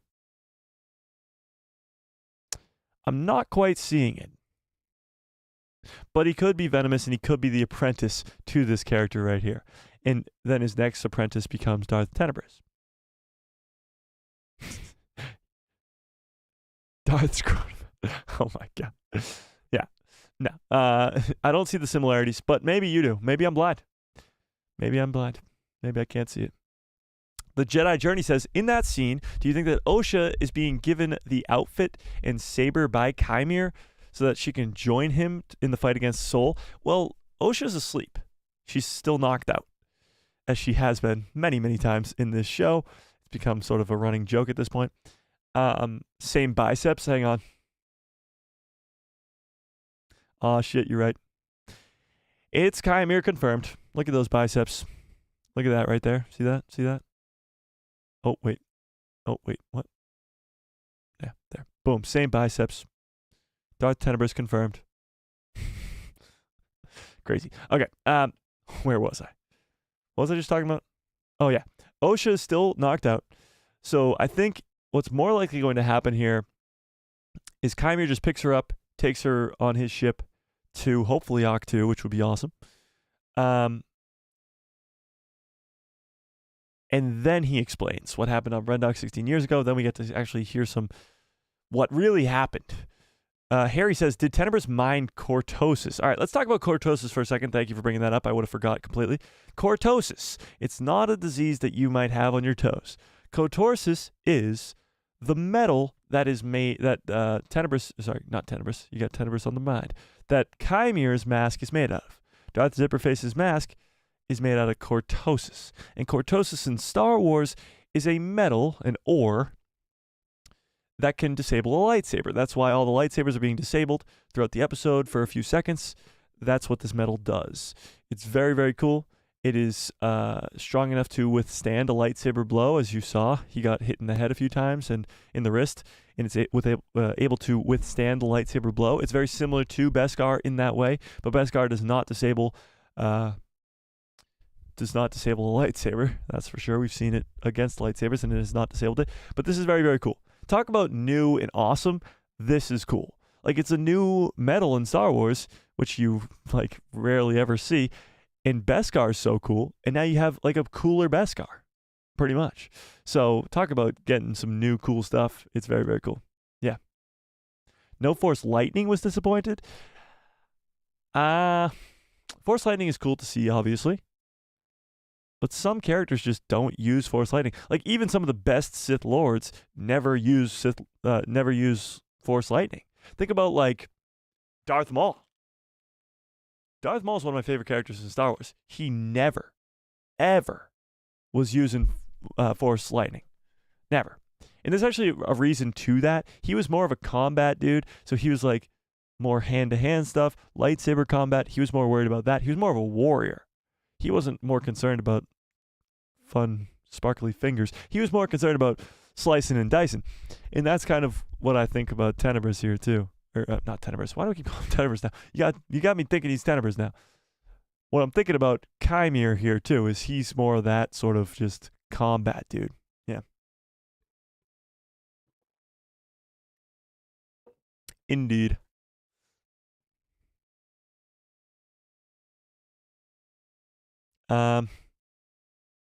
George always worked better as a vice producer, not the main producer. George always worked better in a team. George always had a good team around him. That's for sure. And Star Wars obviously is created by George Lucas, but a lot of people, very specific and important people, went into making these things a success. Because George, although he is the genius and the mastermind behind everything, he needed some reining in, to say the least. He had some crazy ideas that didn't quite make the cut because he had some very smart people in his ears. He did make quite a great team, and that's why Star Wars is the way that it is. From the genius of George Lucas to the team around him, we got quite the universe here. Clearly, he's Plaegus the Wise. Yeah, no. I don't have to bring up a picture of Plaegus to know that one. He's a Mun. He's a Mun for sure, and Muns have big, long-ass heads. And Kimere does not. Dark Sky says, I liked Kylo Ren's theme at the end in Palpatine's song, but different sounding. It's like Palpatine's song, but different sounding. I did not hear that. But I did like hearing Kylo Ren's because it leaves the mystery of why. This episode did kind of have an end to it. Obviously, a lot of questions about Sol, why he's keeping secrets from the Jedi and Osha, all that other stuff. But to put in that little tiny bit of Kylo Ren's theme just leaves fans going, what? what? I mean, more than they already were because you just killed Jecki and Yord. But going, what? How could you do that? How does that even make sense? Yeah. It's cool. Well, now we know what they meant by the power of many. Mene Jacinto. Funny. Manny Jacinto. Get it? Hilarious. No wonder why Sidious had to kill him in his sleep. Bruh takes on like 8 Jedi for fun. LOL. Well, no, that's not Plaegus. That's definitely not Plaegus. Kimere is not Plaegus unless his head transforms completely. I'm still going to call him Zipperface. You definitely could. You definitely could. I think he'll put the mask back on. He'll have to just sort of recraft it. Why was the Kylo Ren theme connected to Osha and Pip? Doesn't really make any sense. What do you mean connected to Osha and Pip? It was connected to the scene at the end with Osha and Kimere. Pip is off with May now. Yeah. It's gonna be May. Yeah. Osha and Soul probably have to reunite to deal with the lies of their past, right? Yeah. I think there's still 3 episodes left, and it's going to have to come to a conclusion, meaning episode 8 is going to have some confrontation, some sort of fight, some sort of something. And I think that will be between Kimere and Soul, but obviously Osha and Soul too, because Osha's going to learn the truth. We're going to learn the truth as the audience. We're going to learn it along with Osha, but we're also going to just see how Osha takes that, whether she goes to the dark side with it or not. It's going to be very interesting. Her whole life, pretty much the last 16 years, has been a lie. The Jedi have been lying to her, and that'll be interesting to see how she takes that. Very interesting. Stingray, what's up? How we doing? Jecki cooks Obi-Wan in a lightsaber duel. Prove me wrong. I completely disagree. I think Obi-Wan would absolutely destroy her. But again, Jecki's a Padawan still. It's like she didn't get to grow up to be a trained Jedi master like Obi-Wan is in Revenge of the Sith.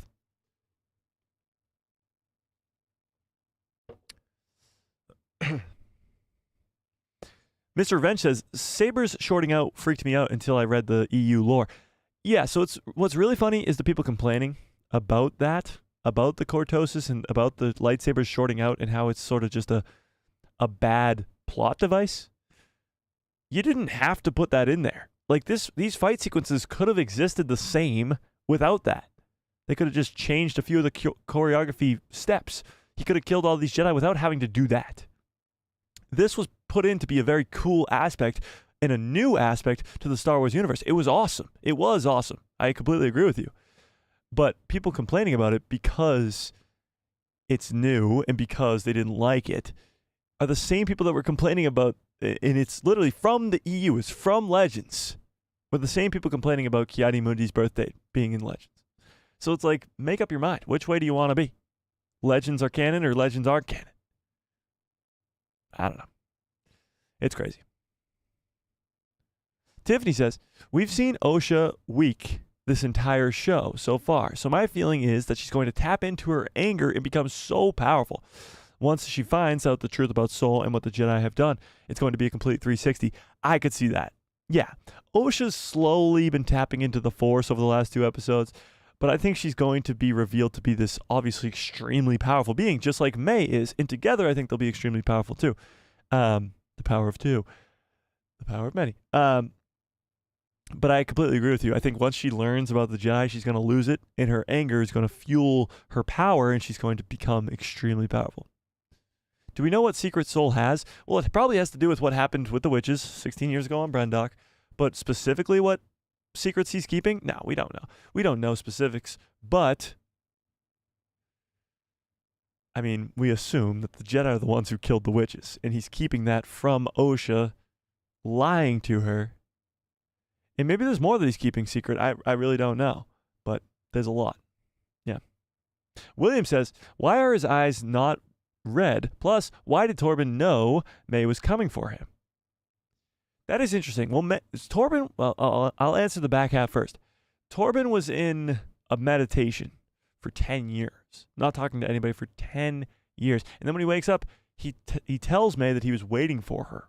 So maybe at some point, we don't really know the power of meditation in Star Wars, But maybe at some point in that 10-year meditation, he could sense May's presence in the Force. Like sitting by yourself for that long, tapping into the Force, just feeling everything around you, maybe you can sense certain beings throughout the galaxy. I don't know. I'm just kind of spitballing there, and it's not fact at all. But just trying to think of how that could be possible. Maybe Torben just knew in general that someday he would make up for this somehow, some way. And he's just waiting for her. And then, of course, he just drinks the poison because he knows what's going on. Yeah. Oh, but going back to the first half of yours, why do we not see red eyes on this character? I don't know. We've seen Sith without red eyes, like Dooku in the prequel trilogy. But I don't know. I don't know what the explanation will be here. Is Kimere Soul's brother? No, Harry. I don't think he's his brother at all. First of all, why? I don't feel like these two characters need to be related at all. I don't think... Whenever two characters kind of come on screen, people are like, they need to be related. And this whole show, having the twins going around, people thought that Indara was going to have a twin that would be the Darth Zipperface character, and Soul was going to have an evil twin that was going to be Darth Zipperface's character. Like, why? Why all the twins? It's a new character. It's somebody else. It doesn't have to be connected to these characters directly like that in blood relation.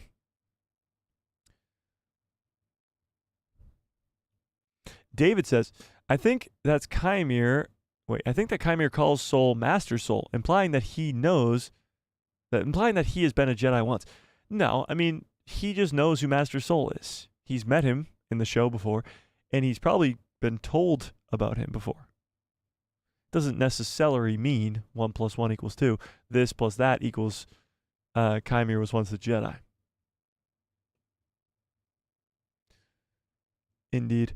Joe P says, he is an apprentice. That's why he wants an acolyte. A master would want an apprentice, so he has to be an apprentice.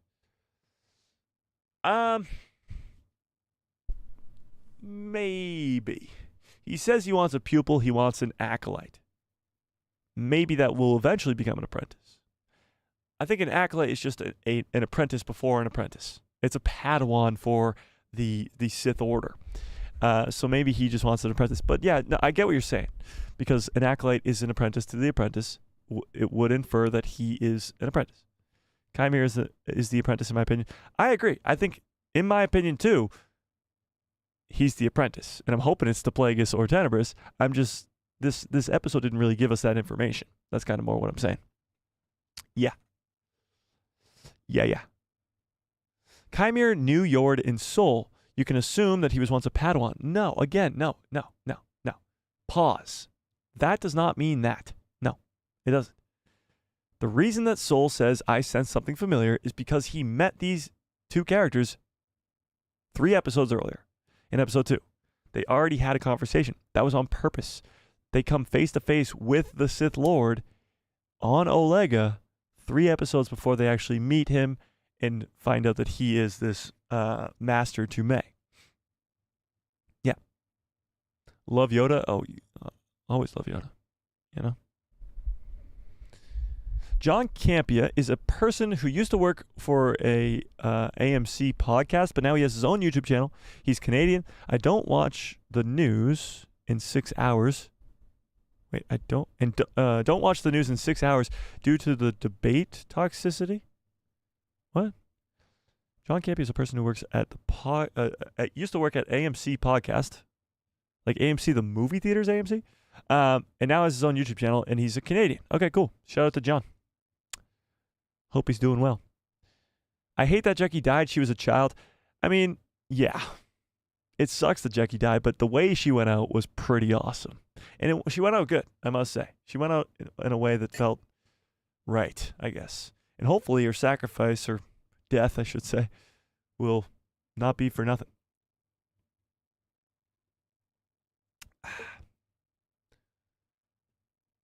Steve Owen says, the theme just means a connection between Osha and Kimere.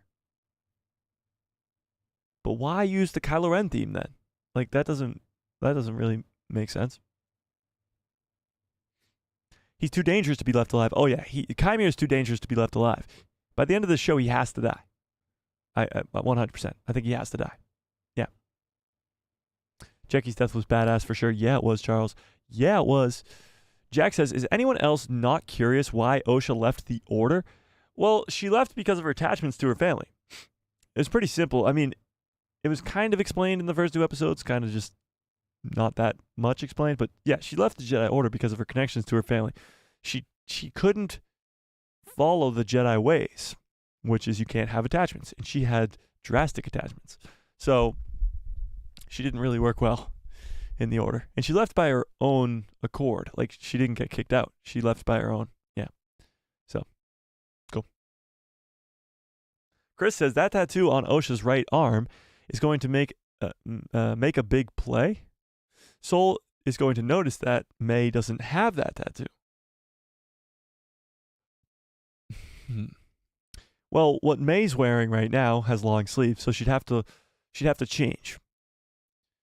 But I do agree with you what you're saying. They focused on this tattoo specifically for a reason.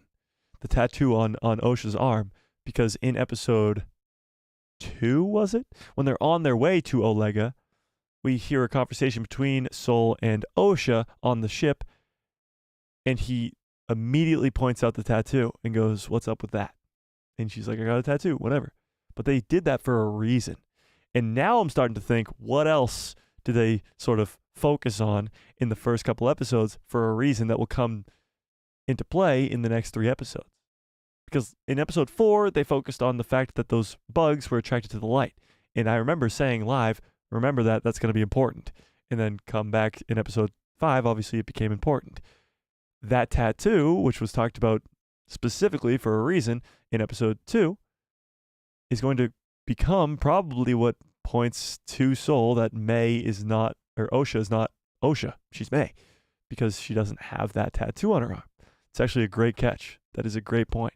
That tattoo might be the key, but it was revealed to us 3 episodes ago. They focused on that for a reason. Interesting. I like that. Good catch, Chris. William says, how did Torben know that May was coming, or that May was coming for him in episode 2? Again, probably sensed it in the Force with all that meditation. I'm not too sure. It's not been sort of revealed fully. The Sabersmith, what's up, Sabersmith, says, maybe Kimere turned into a Knight of Ren. He said that he was a Sith Lord, but maybe he ends up being a Knight of Ren. Again, don't think so. But maybe. Maybe. Maybe May will maybe May will frame Sol when they get to Coruscant. Interesting. That would be wild. So when they get to Coruscant, the reason that the Jedi don't know that the Sith are back is because May, who's now posing as Osha, is going to go, "He did it," pointing to Sol. And Sol's going to be like, "What? No, the Sith are back. Guys, you have to listen to me." But they're, for some reason, maybe going to believe Osha over Sol, because he's babbling on about the Sith coming back, and the Sith haven't been back for 900 years, so he's going to sound like an idiot. That's pretty wild. I kind of like that. I like that theory. May's going to go, "He did it," to the Jedi, and because Sol sounds so crazy, talking about Sith Lords, they haven't been around for 900 years. What is he talking about? He's hit his head too many times. I like that theory. I like that theory quite a bit. I hope we see Yoda again. I think we will see Yoda in this show, probably only as a cameo at the end of the show, though. Yeah. Ron Roy says, now you're trolling. I don't know what about. What are you talking about? So victory, but also despair? Could be. Kimere is not a dark Jedi. He is Sith trained. That is his main reason why he has to kill so many Jedi. Inquisitors could never do that. Yeah, no, I think he is a Sith. I was just kind of playing devil's advocate for you, saying that, like, obviously Inquisitors couldn't do that, but maybe not Balin specifically, but somebody as powerful or a little bit more powerful than Balin could. And Balin wasn't a Sith Lord either. Balin Skull, that is. We do have some Ahsoka news to get to today, too. Pretty crazy stuff, actually. But we'll kind of touch upon that a little bit. Maybe we'll talk about it more on Saturday. Because Abeloth's coming, and Balin Skull's being recapped. All right, let's talk about the Ahsoka news for a second. We'll switch gears a little bit. We'll come back to the Acolyte. Let's talk about this. Let's talk about this. Oh, wait, no. That's not what it was. Yeah, this. Okay. I posted about this on Tweetar. Abeloth is coming back. So this, or sorry, not coming back. She's coming. In the Ahsoka show season 2. What is with me today? In season 2 of the Ahsoka show. This is coming from Daniel RPK. This is not confirmed by any means, but it is rumored that they are looking to cast the mother. Let's read this.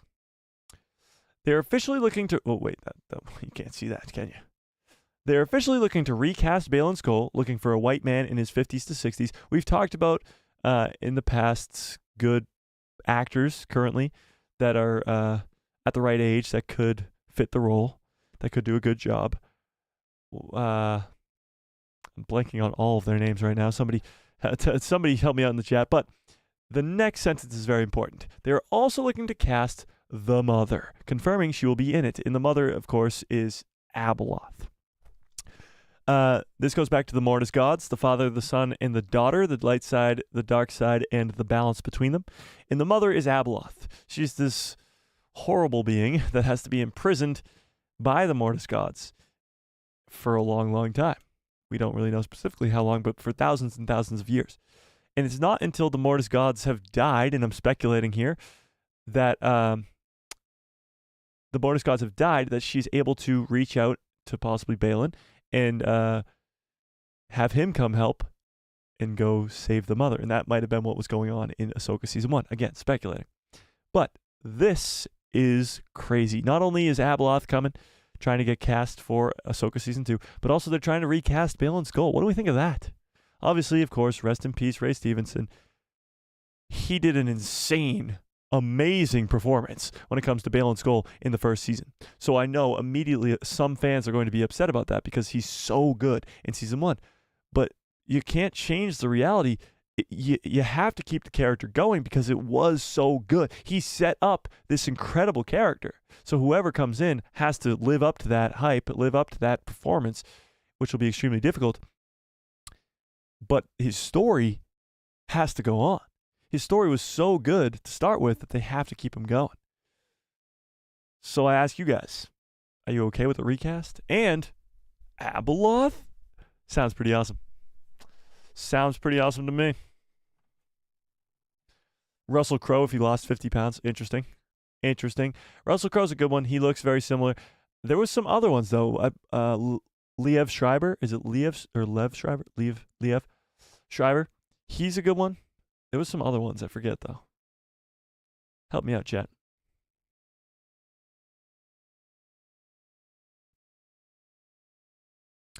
Pop Cult King says, Mike, check Star Wars databanks. It confirms that Kimere is not a Sith. What? Hang on. Let's see what you're talking about. StarWars.com. The Acolyte. Let's see.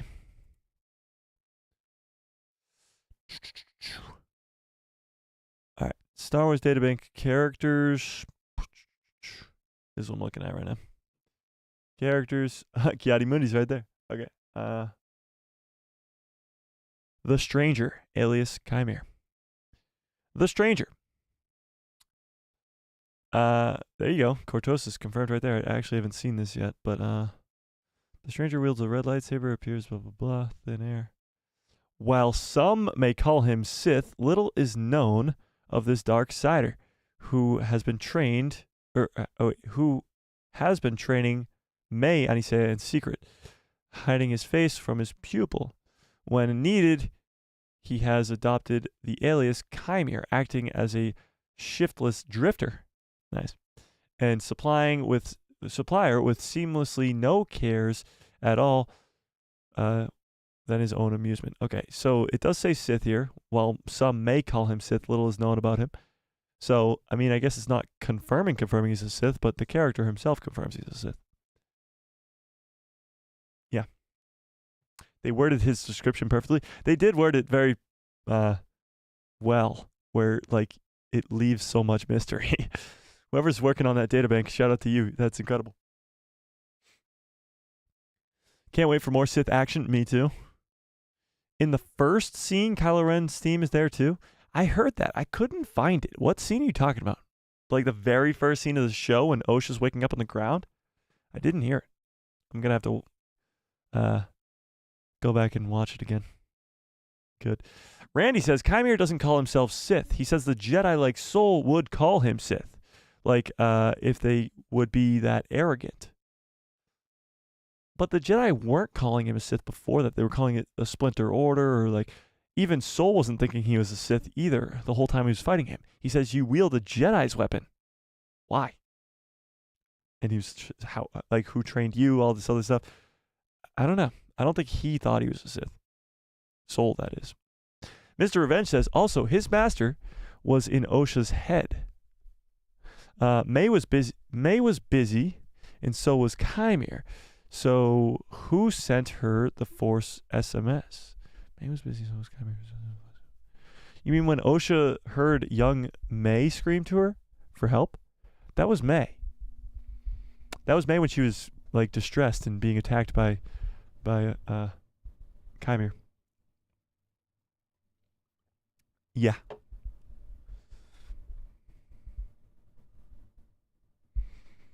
Episode 5. Wait, we are episode 5. We are 5 episodes in, and already this is better than Ahsoka. No offense. I just got shot. No, I don't take offense to that. Obviously, everybody sees Star Wars projects differently. I don't think it's nearly anywhere close to Ahsoka yet, but I do agree with you that it is very good 5 episodes in. Very, very good. It's interesting that episode 5 seems to be this big episode in most Star Wars projects. Episode 5 of Ahsoka was the Shadow Warrior episode with Anakin. Episode 5 of this was this amazing fight sequence in the Forest. Episode 5 of Mando Season 2 is Ahsoka being introduced into live action, and where we get Grogu's name officially. Episode 5 of Boba Fett is the Mando episode, which is unbelievable. I'm trying to think of what episode 5 of Mando Season 1 and Season 3 are. I can't. Episode 5 of Kenobi is the flashbacks with Anakin and Obi-Wan. Also the fight between Reva and Vader. Episode 5 seems to be where it's at when it comes to these Disney Plus shows. That's kind of what I'm trying to say. John Frag says, do you like Marvel? I do like Marvel. I'm a big Marvel fan. I was a huge Marvel fan when it came to about 2020. It's kind of when 2020 happened that it kind of not went downhill for me, but I became less sort of attached to everything that was going on. It took me a while to go watch She-Hulk. It took me a while to go watch Miss Marvel. But before, I was watching everything. As soon as it came out, opening day. Every movie. I guess it was only movies up until then. But even every show. When WandaVision came out, watching it as soon as it premiered. When, what came right after WandaVision? Falcon and the Winter Soldier. Loki Season 1, which is fan-freaking-tastic. Loki Season 2, which is fan-freaking-tastic. I'll probably still even go watch Deadpool 3 opening weekend, but I'm not as attached to it as I once was.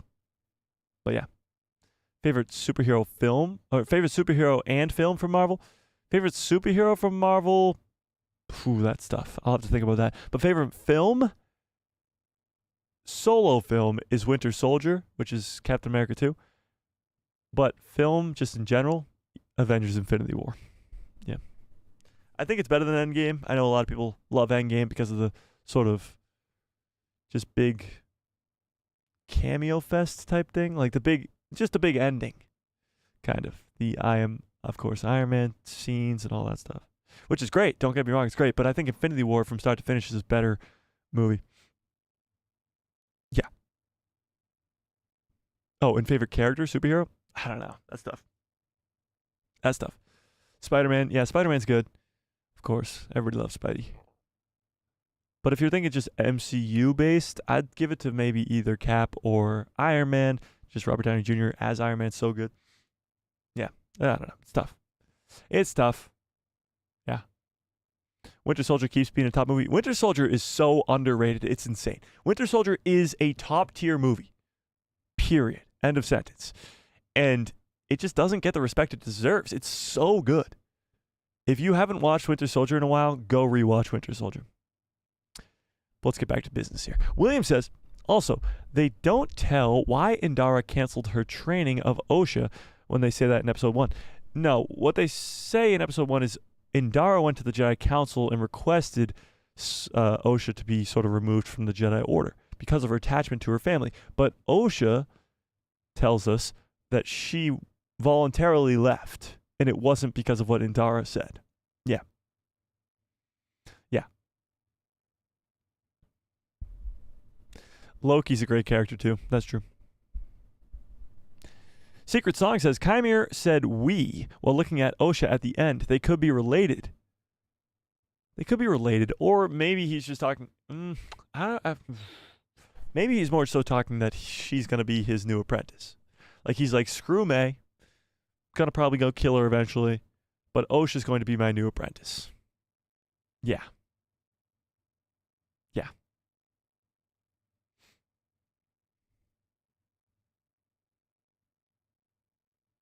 Do you think May or Osha will die by the end of the show? I think they both could. They both could, I guess. But I don't know if they both will. I really don't know. I could see them both surviving. I could see them both dying. I could see one of them dying. I really don't know. Like, 3 episodes left. Do you think we'd have some sort of framework of how this show's going to end? We don't. Like, this big fight scene was what we knew was coming. And now, everything's up in the air. Everything's a mystery. We don't know what's coming next, which is awesome. I like that. I like that quite a bit. Kimere is Plaegus since he can take 8 Jedi at once. Why Sidious had to kill him in his sleep.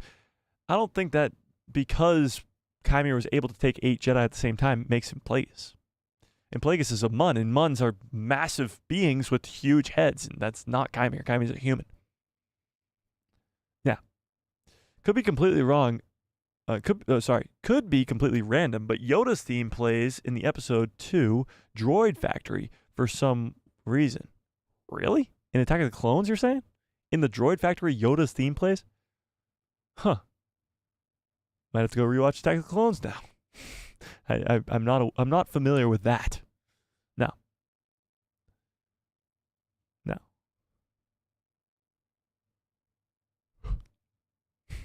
Acolyte is not a Sith as far as the Jedi higher ups know that there isn't any Sith. Yeah, no. They don't think the Sith are around yet. The Jedi higher-ups don't know. But Sol does, and he's probably on his way back to Coruscant. Whether that gets stopped or not remains to be seen. What episode credits do you think will feature the music of The Power of Two? What do you mean? I don't know what that means. I demand a Jecki Origins show series, but Jecki's origin, like, she's a Padawan. Doesn't get much younger than that. Is it just her training as a youngling at the Jedi Temple? That would be a boring show. I get it. We're hurt. No such thing as a dark Jedi in canon. Balin School. I mean, by definition, he's not a dark Jedi, but I would describe him as a dark Jedi. Yeah. Dan says, thanks to me watching some of the TV spots, I knew that Sol was going to live. Got to stop doing that. What do you mean? How did any of the TV spots tell you that Sol was going to live? Huh? Huh? If Venomous is Chimere's master, then wouldn't he be Tenebris? No, Tenebris is Venomous's master. Ah! By the way, we have over 300 votes on this poll, and 56% of you loved the episode, 21% of you liked the episode, 7 hated it. So that's 77% of you, nice, 1977, Star Wars released, 77% of you liked or loved this episode. That's an astounding majority. Did I do that math right? Wait, the math is not mathing on this already. Whatever. If you guys have not yet smashed a like on this video, smash a like on the video. And if you want to join a Discord of amazing Star Wars people called The People Who Love Star Wars, there's a link in the description below to The People Who Love Star Wars. And become a member because we got a giveaway on Saturday. This coming Saturday, we got a giveaway. So if you want instant access to that giveaway, become a member. It's only 99 cents at the lowest level. And of course, as always, I'll do impressions, Star Wars impressions, for Super Chats. Or if you just want to send a Super Chat because you love me. You know? Oh my god, I just got to when Qui-Gon's ghost got here. Oh my god, I'm so far behind here. William says, it's weird he references her as pupil or acolyte instead of saying apprentice. Yeah, that is weird. And that makes us sort of believe, like somebody mentioned earlier, that he is an apprentice to a master. And it makes sense, I guess. Yeah. Soul wasn't going to die because of plot. Because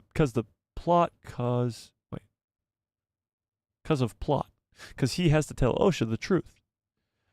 That's not necessarily true. Kimere could tell Osha the truth. You know? Jecki had a long life to live until she died. What do you mean? Jesse says, my guess is Soul will die by the end of this series, and something will happen with May and Osha as well. Dooku didn't have the Sith eyes either, even though he went to the dark side. True. And Soul will die by the end of the show. Do you guys think Soul will die by the end of this series? Give me a 1 into the chat if you think Soul's going to die by the end of this show. Give me a 2 if you say no. Just want to see where you guys are at. Just want to see where you guys are at. I honestly, at this point, don't think he's going to die. So 1 is yes, he's going to die. 2 is no, right? Did I say that correctly? I've seen a lot of 1s. A lot of 1s. Huh. Jeez, you guys all think he's going to die. This is crazy. Huh. Wild. I actually don't think he's going to die. Dead Mike says, bro, your ads are making me want to go to the dark side. I'm sorry. It's not me. I'm not putting the ads up there. That's YouTube. Blame them. Just kidding, YouTube. We love you. Okay. Where was I? I want to see Kimere shave with a Shoto? What? Shoto lightsaber? What are you talking about? Dooku never killed a Jedi? He kills Master Yaddle. No? Qui-Gon's Ghost says, sup, Mike? How are you today? I'm doing good. This is a great stream so far. We haven't broken any records today, but those records are so high now, it's going to be very hard to do. Yeah, that's going to be extremely hard to do. 375 is crazy. I mean, we're like halfway there. We got into the 160s, 170s today. Pretty crazy. But I'm doing good. I'm doing great. I'm excited because the Acolyte's good, and that's where we want to be at. Yaddle, but yeah, that was after George Lucas, LMAO. Still killed Yaddle.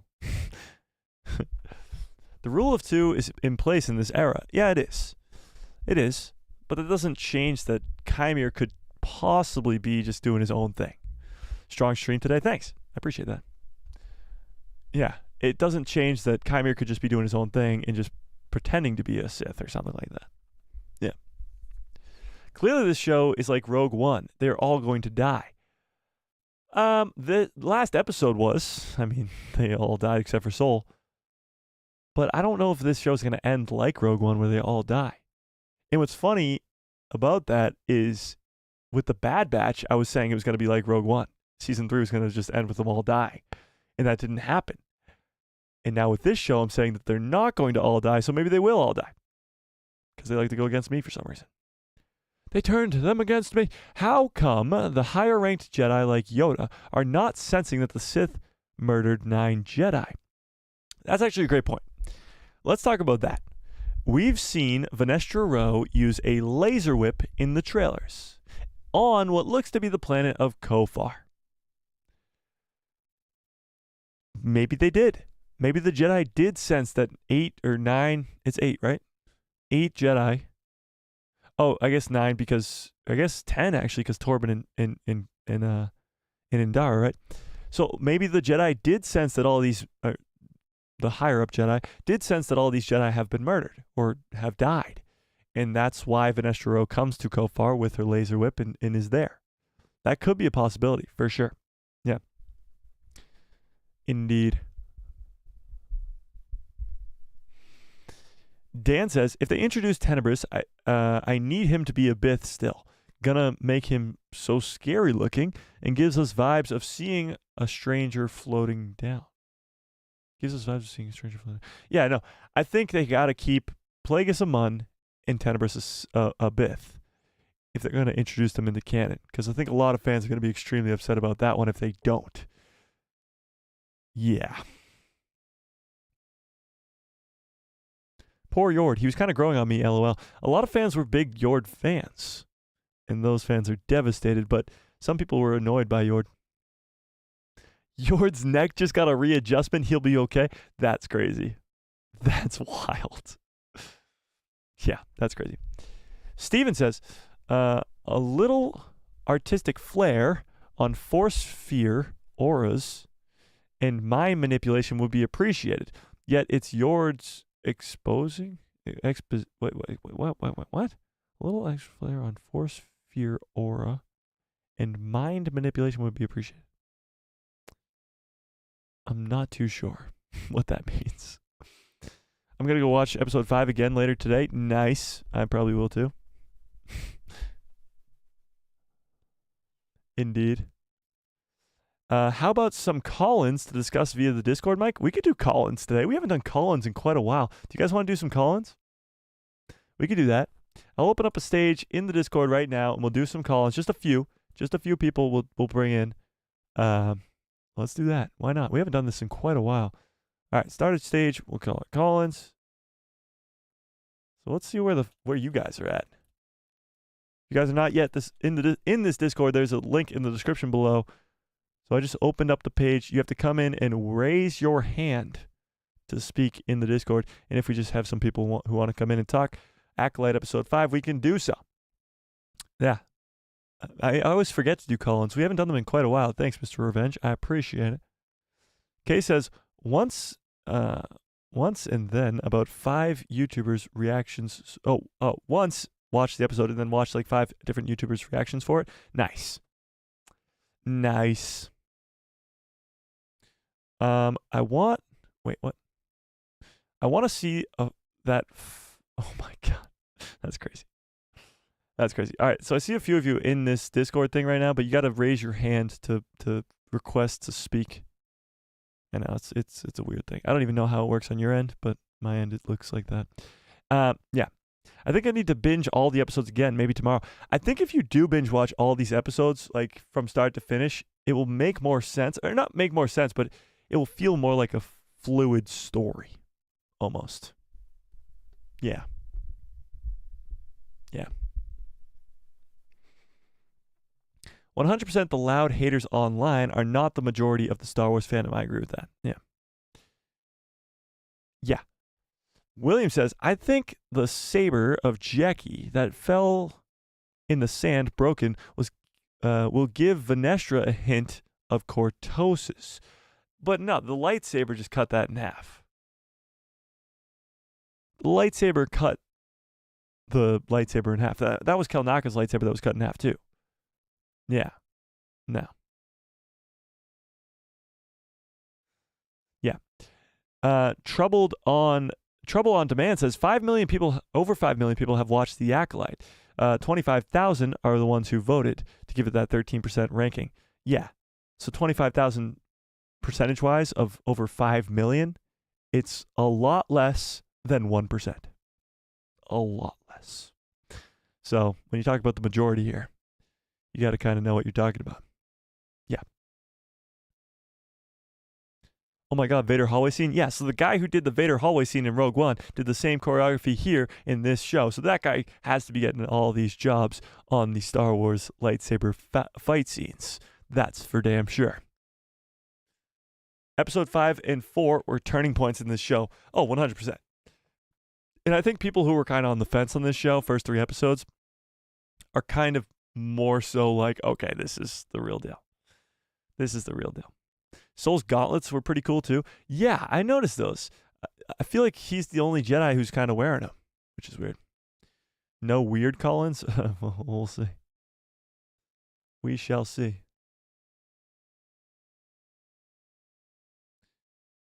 Maybe more flashbacks will show the missing parts of the mystery with the Wookiee's death and maybe we'll see from a different person's perspective the fight from the Sith. I don't think we'll get flashbacks to that fight.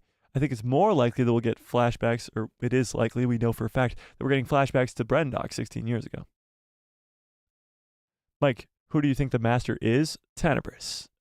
I mean, no, sorry, Plaegus, but it could be Tenebris. Could be either or. Star Wars Santa says, I can't handle that Kimere/Osha shipping. They're shipping those two characters? Wait, what? I must have missed that. I must have missed that, Star Wars Santa, but yeah, that's crazy. Yeah, I don't like that either. That's weird. That's weird. Qui-Gon's Ghost says, correct. Only that we know Kimere is the apprentice. Yeah, as far as we are guessing, he's the apprentice. Again, we don't know much information about this character. We need 10 episodes, not 8. I don't know. We can't really judge that until we watch the entire show. Because if the entire story is sort of played out in 8 episodes, then we only needed 8 episodes. If it feels like it was rushed, or if it feels like it was whatever, then yeah, I'd agree with you. It should be 10, it should be 13, whatever. But right now, I don't think this show's being rushed or anything. So I think the 8-episode arc is kind of where it's at. John Pedro says, they have to be saving up for a big finale. I don't know what the finale is going to be about at this point. We just don't. Like, there should be a big battle in the finale, but I don't know what it will be or who it will be about or who it will be against. Still a lot of mystery. Have you heard that Kimere started the Knights of Ren? I have. No, he did not. That is not confirmed anywhere. No. How did he kill the Wookiee and then without struggle, Mike? That's a great question, William, actually. A great question. How did he kill Kelnaka without struggling? I actually think that it's because Kelnaka recognized Kimere. Now, I don't know how and I don't know why, but it could be that because Kimere, we know for a fact, has been in this forest before. He's the one who found Kelnaka.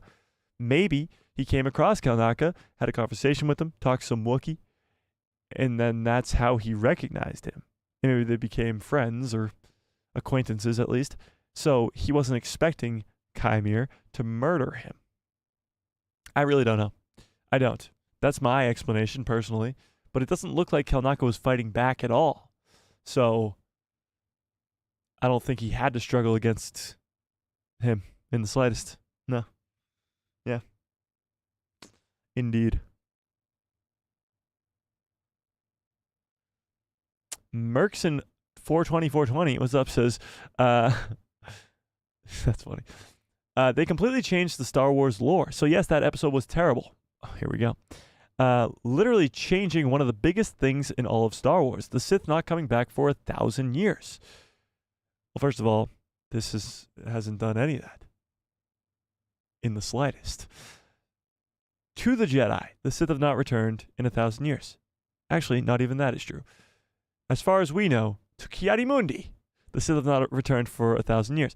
But we'll just say for our sake, the Jedi believe that the Sith have been around for 1,000 years. We know, as the audience, as the fans, for a fact that that's not the case. That's not the truth. The Sith have just been in hiding for that long. That's all we know. So that hasn't broken any lore at all. It could break lore. If Sol goes back to the Jedi Order and starts telling Ki-Adi-Mundi about the Sith and how whatever, and he's like, Ki-Adi, big head bro, what's up? Yeah, you know the Sith are back, right? And he's like, oh, what? No way. Then that I would say would be breaking canon. But up until this point, nothing has changed. Officer Murdoch says, Kylo Ren is not an evil character. He was never meant to be. He's just misunderstood. Well, I would say he's evil. He murders a bunch of people. He's kind of like Anakin, where he murders a bunch of people. If you guys, I see a bunch of you guys in this call-in thing, but if you just got to raise your hand, because I'm not seeing any of you raising your hand. But going back to the Kylo Ren thing, yeah, no, he's pretty evil. He kind of murders a bunch of people. He murders all the younglings or the people at Luke's Jedi Temple. Those are the people he's grown up with, the people he's trained with. Yeah. Hello. Yeah. So Kylo Ren's a pretty evil character. I got Apple I got apples to speakers, and boy, it's loud with the volume. Oh, Apple to Bluetooth speakers, you're saying? Here we go. We got a hand raise. All right, we're gonna bring in J1DRZ. Jay Wonder. You are in. Oh wait, what? Oh, Jay, what's up? Whoa. Hello? Hello. Let me turn you down a little bit. I'm good. How are you? I'm doing great. All right. What did you think of episode 5 of the Acolyte show? I thought it was good. I thought it's the best episode so far. And Yeah. I want to see where we go. I think this next episode will be Kylo chasing Soul and May in the ship, because I think episode 7 will be flashbacks, because that's the same director as episode 3. Yeah. No, absolutely. I think maybe you brought that up before. The same director of episode 3 is episode 7, and episode 3 was all the flashbacks. So that makes the most sense. Let me ask you this, though. The whole Kylo Ren theme thing. Where are you at on that? Do you think this is actually a connection to the Knights of Ren, or just Kylo Ren, or just Ben Solo, or whatever? What? I come to you, Jay, for all the answers. I think that is just, they just weren't special, and they just threw in somebody's random music. You think it was just random? Yes, I don't think it had to do with anything. Oh, I completely disagree. I think, first of all, it's Kylo Ren's theme, which is a specific character. Like, it could just be a random theme in Star Wars. There's random theme. There's the Force theme. There's all this other stuff. It's a specific character's theme. And they threw it in at the end of the episode. I think it's definitely has something to it. I don't know. Maybe you're right. Maybe I'm wrong. Maybe it was just an accident. Who knows? But I think it was definitely for a reason. All right, let me ask you one more thing, and then I'll get you on out of here. Maybe we'll get somebody else in. About May.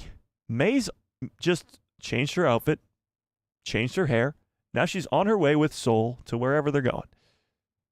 What is her plan here? Like, she knows she can't go back to Kimere, obviously, because he tried to kill her. But what is her plan? What is her end goal? What do you think is going to go down with May? Because she talked about a purpose. She talked about her and Osha having this purpose at the end of the episode. What do you think her goal is here?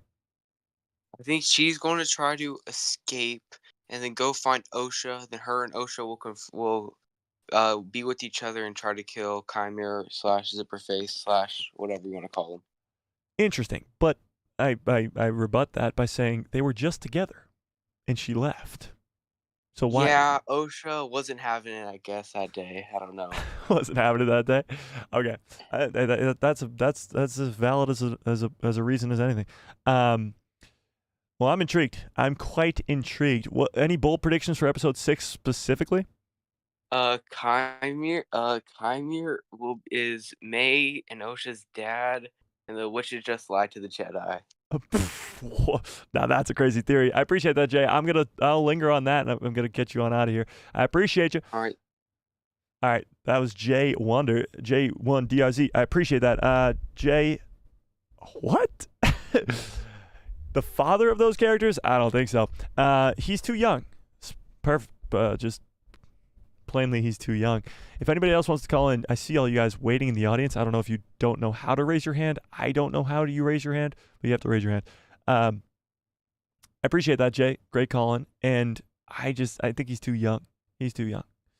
But with that being said, you never know. He could have some relation, maybe a brother, maybe something like that. But maybe he's a brother, and then when the witches, they were really triplets, and then when he popped out, they were like, this is a man. And they just kicked him out because witches are only females. Could be. That fight scene was epic. Yeah, it was, Zuri. Overgrown tooth fairy? What are you talking about? All right, I'll leave this. Oh, here we go. Star Wars Santa. All right, here you go, Santa. Let's get you in here. Star Wars Santa, what is up? Hello. Hey. Hey, it's good to talk to you. Finally. So, yeah, well, these things. I can't believe I didn't find you until like a couple weeks ago. I know, it's fantastic. Right? It's great. It's fantastic. Yeah. So, yeah, a wild theory, and I'm stuck on a rabbit hole here. I went down a rabbit hole and I can't get out. All right. So the way it goes is, Soul says to Kimere, "What are you?" Right? He doesn't say, "Who are you?" Oh, he says that other right earlier. He says, "Who are you?" Yeah. And he says, "You carry a Jedi's weapon, but you're no Jedi." Yeah. And then he says later, right after he tosses his lightsaber down, he says, "What are you?" Kimere says, "I have no name." I think that's the answer to what are you? And then he goes on to say, Kimere goes on to say, well, Jedi like you might call me a Sith. Then we see in the materials that came out today where they say some call him a Sith. Yeah. I think he's basically telling the Jedi, it's another call out of the rigidity of the Jedi Order. They see things black and white, Interesting. this or that. Yeah. You're Jedi or you're Sith. I'm not Jedi. I'm not Sith. What are you? I have no name. I think that's the answer. And then we again, this is the rabbit hole I've gone down. Yeah. I'm probably wrong, but anyway, it goes further. I think that we're going to find out that he's been training with the mother Coral, and we're headed back to Witchy World. We're going to go back to the Coven. Interesting. And we're going to find out that Coral is his master, and I would not be surprised to find out that Coral is aligned with perhaps Tenebrous or Plaegus, something like that. Okay. But Tenebrous would be my guess. Okay, interesting. So before you said that last thing, I was thinking this is a way to kind of get out of the Sith returning. Like you said, he says I'm nobody, but if the Jedi were to give me a name, they'd probably give me a Sith, and that's like the Jedi, like you said, just seeing black and white. But if that were the case, if he's not really a Sith and he's working in cahoots with Mother Coral somehow, if she survived, then that would explain how the Sith haven't returned, that they really haven't returned, and it's kind of just because the Jedi just see it all in black and white, then they would think that the Sith have returned when they actually didn't. But that doesn't change the fact that Soul has been told that this is a Sith Lord in front of him, and now Soul has left the planet, or at least he's trying to leave the planet and going back to Coruscant. So I ask you, follow-up question, do you think that Soul's going to make it to Coruscant, 1? And 2, is he going to tell the Jedi about this, about a Sith returning? No and no. No. I don't think he is going to make it. And we see in the trailer, you showed it earlier. Oh. We lost you for a brief second there, Santa. Santa. Hello? Oh, we can hear you now, but you just like broke for a second. We missed what you just said. Oh, sorry. Yeah, no, I don't think he's going to make it back to Coruscant. We see the space chase thing going on. Yes. And I think that's Soul chasing Kimere. And they're going to land on the Witchy World. They're going back to the Coven, and that's where we're going to land. Really? And we're going to then see things unfold from there. Interesting. So, and then the other part is we have the previews of Vernestra. The laser whip. The laser whip. I think she's making her way through the jungle to find out what happened to all the Jedi we sent to this place. Yeah, they're all dead. Yeah, and perhaps she's even sensed in the Force like this loss. We just lost a dozen Jedi or whatever, and something happened. So she's coming to find out what happened, and she will do a bit of an investigation, and we'll see where that storyline goes. But yeah, I think he's headed back to the Coven world, and that's where May and Osha and all of that's going to come back together. Interesting. So with that being said, you're saying that Soul's just going to go like, I'm doing this myself? Because in the early episodes, we see him try to do that. He's like, I'm going to go do this myself. And Venestra's the one who has to pull him back to Coruscant to get back up to go get Kelnaka. So it might be the same situation here where Soul, even though he just watched everybody die in front of him, he still probably thinks, I'm going to go do this myself and chase down Kimere instead of going back to Coruscant for help. Yep. Yeah, interesting. He knows he has to get Kimere, and because I think he knows that's May with him. I mean, she's got the big head tattoo thing, right? Yeah. He might figure that out pretty quickly. Yeah. So if he doesn't know, then the tracker dude's on there anyway, and he's gonna. I mean, he's gonna find out if he doesn't already. I think he already does, but he's gonna say, because he already said, "Where's your sister?" He didn't say, "Where's May?" He said, "Where's your sister?" Yeah, true. And then he's going to have to go chase down Osha. He wants to save Osha, and he's going to realize that his Padawan, right? His former Yeah. Padawan, Osha, and Kymere's got her. I got to go save her. I got to chase this dude down to save my girl. Yeah, that And makes sense. there we go. That does make sense. That sounds like a great episode 6, if I'm not going to lie, too. So That's where I am. That's my rabbit hole. I like it. Maybe I'm wrong. I could be I wrong. like it. I like it. All right, well, Star Wars Santa, I appreciate you quite a bit. I'm going to get you on out of here and see if anybody else wants to come in. All right, later. Later. Okay. If anybody else wants to come in there, just raise your hand. Appreciate Star Wars Santa. Appreciate Jay. That's a great theory. I like that quite a bit. Soul kind of going, I'm going to do this myself type deal. And, of course, him not being a Sith because he's a nobody, but the Jedi would just describe him to be as a Sith.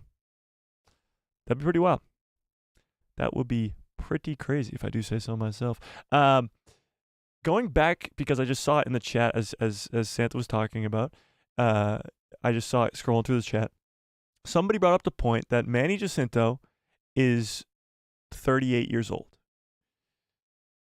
Osha and May, somebody in the chat help me out. How old are Osha and May in the flashbacks? How young are they? Did they tell us? Were they 10? Why does 10 ring a bell in my head? 10? Were they 10? Something like that? We know for a fact it was 16 years ago, but how old were they? Do we know, Chad? They were 8? 8? They were 8. Okay, 8. Okay. Stop. A lot of 8s in the chat. 8. Okay, so they were 8 years old 16 years ago. 8 plus 16. That means they're 24 right now. That would mean 38, you said he was? 38? 38 minus 24? Kymere's not having kids when he's 14. I just don't think he is. But that makes him 14 years older than the girls too, which would also be interesting. Maybe, again, just because Manny Jacinto is 39 does not necessarily mean that he's playing a 39-year-old or 38-year-old. He could be playing an older character or a younger character.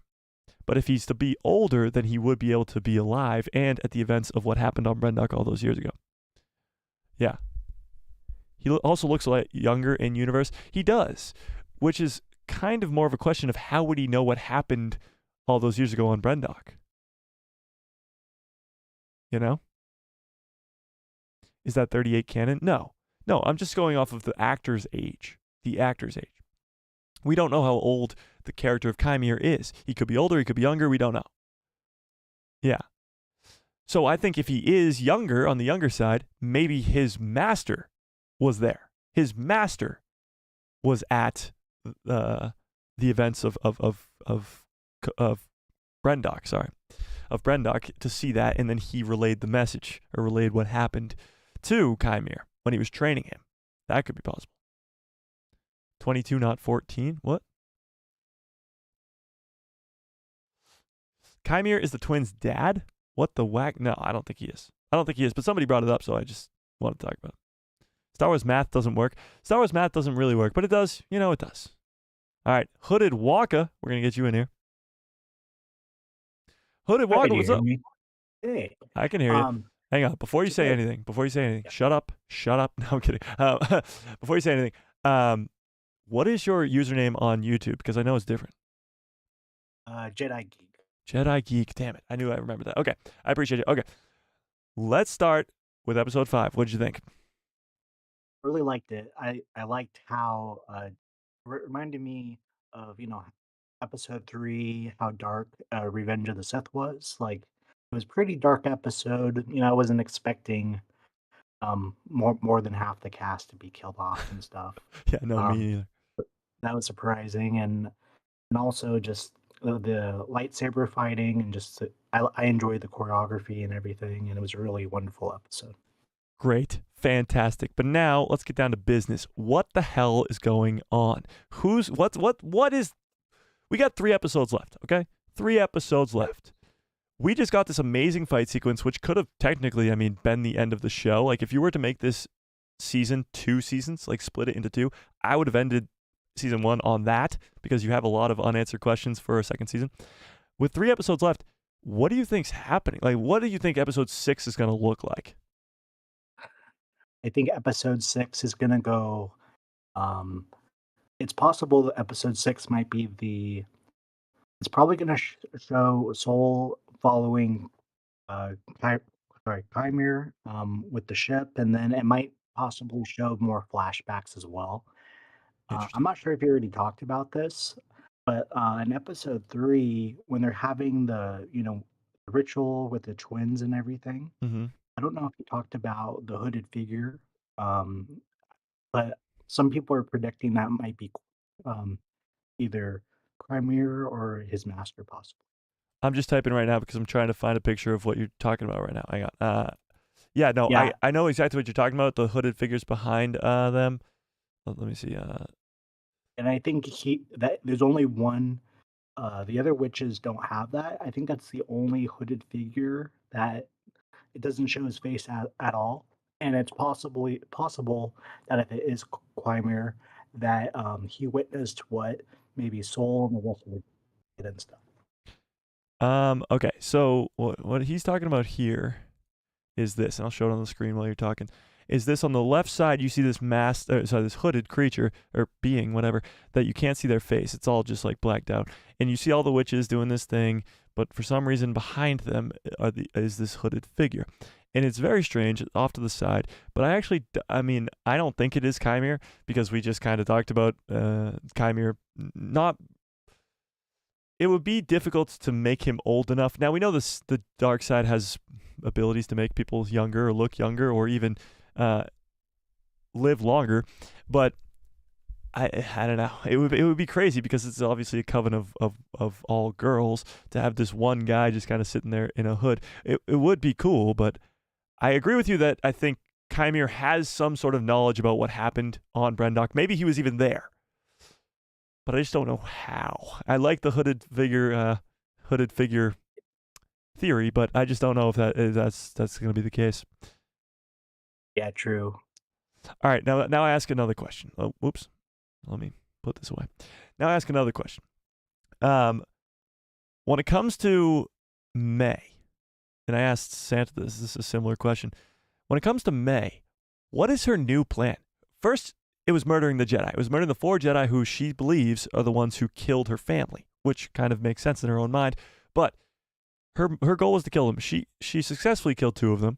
A third one got killed on its own, Kelnaka. And Soul's the last one. Now she's currently with Soul on a ship going to who knows where. So what is May's new goal? She talks about this purpose when she's talking to Osha, how Osha lacks purpose and she has a purpose. What do you think May's up to? I think May is still going to try to kill Soul. Really? I think she's going to. Yeah, I think she's still going to try to go. She's going back and forth. Yeah. So, oh, I love you, sister. I love Osha, and then I'm Yeah. gonna kill you, and blah blah blah. Anyway, but I still feel like she's gonna kill Soul, and basically she just wants to be with her sister. I don't think she cares if any of the Jedi survive. So I could see May killing Soul, and then, but it's possible that Osha might be kind of forced into joining the dark side, and so we'll see what happens, I guess. All right. My last question to you is going to be a question from the chat. And this comes from Hirano Gurin. I'm really good at pronouncing names, as you know. And he says, or she says, I don't really know. He says, what's the deal with Chimere's arms? Any response to that? Well, yeah, some people are thinking that he could be a character in the comics called Ren. He looks very similar. He has all burnt up arms, and some people are thinking he could be related to the first of the Knights of Ren. But it's just a theory. But another theory it could be that maybe he got burned in the fire with the witches as well. Maybe somehow he got affected by it, possibly. Interesting. I like that. All right. Well, I appreciate you, Hooded Wonka. I'm going to get you on out of here, and maybe we'll get maybe one more person in here or something. But I appreciate you. Yep, thank you. Thank you. Okay. I appreciate you. If maybe we'll do one, maybe two more.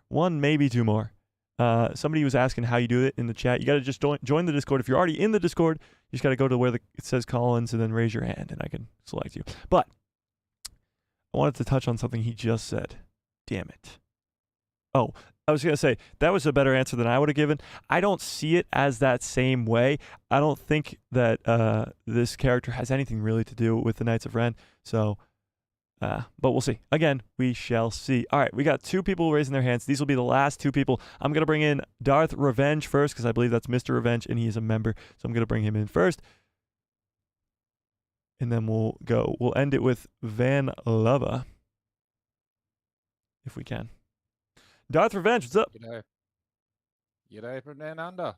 An Australian. Yes. I don't know if I've ever spoken to one of your kind. Uh, No, I'm just kidding. I'm a night owl. What time? Where are you in? Are you in Australia right now? Yeah, Melbourne, Australia. Damn, what time is it? Nearly 7 a.m. You're crazy. Okay. Nearly bedtime for me. Oh yeah, that's wild. Okay. Well, first of all, I appreciate you watching me at that early in the morning. That's insane. But let's talk about the Acolyte. Okay. First of all, what did you think of episode 5? Did you like it? I was about at 80% on it. Yeah. I gave it a 9.5 at first, but then I rewatched it and it was 80% just on. I wanted more saber fights. It just had too many cuts between the saber fights and everything else going on. Interesting. So that was only my, constructive criticism of it. yeah, well, that's though it was an awesome fight. Yes. Yes. So just going to what you said, that is something that happens a lot in Star Wars. I mean, when you look at even the Revenge of the Sith fight, which is by far my favorite fight, it's a lot of fans' favorite fight. It gets cut, and it's cut because obviously Palpatine and Yoda are also fighting at the same time. But even when that fight's over, it's cutting to Yoda and him and Bail Organa and all that stuff. So in a lot of fights are like that in Star Wars, where even in like Empire Strikes Back. Oh yeah, totally. Yeah. No, I get what you're saying. Fights, you have to think, were spread over the whole galaxy. Yes, exactly. And this fight was all in the one location. And True. It just doesn't make sense to me. Telling the same story in the one location. No, I get that. I totally get that. That's bad writing, in my opinion. I don't know. The bad writing. I mean, there is only one Sith. That's kind of the problem. There's only one villain here. Oh. But to what you're saying, the different fights, I think it's more so to the point of there's different people fighting him. And obviously it starts with Soul, it actually starts with all the other random Jedi who just die immediately, which is like Palpatine in Revenge of the Sith kind of. And then, which was great. And then it goes to Soul, one-on-one, which is awesome, gives us so much information, gives us so many questions about what the hell's going on with Soul, which we'll touch on in a second. Oh, just one nitpick on that. Go for it. When Soul was fighting Kimere, right, and he goes, I forget what he was saying. They cut, and Kimere disappears, and then all of a sudden he's over near Jecki, I think. Yeah. Going after May again. Yeah. So and that just did not make sense to me. That was a really bad edit. They should have had something where he disappeared and Soul went, oh, he just vanished. But they gave no explanation to that whatsoever. It's he has a force ability to not. It's not force speed in my mind. It's force teleport. No. You got to think how fast he got from I get where what he you're was saying. tied up to kill the Wookiee. No, I totally get what you're saying.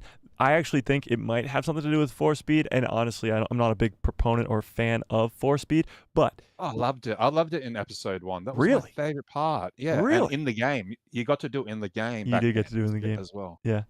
But going we've back never to seen it since. No, we haven't. But going back to what you were saying, when Soul fights against Kimere the first time, it's as soon as Yord says Osha run, she runs. He throws the lightsaber after her. So it's only as far as Osha could run from that location of the initial fight, and that's where Soul and Kimere have that first fight together, one-on-one. Yeah.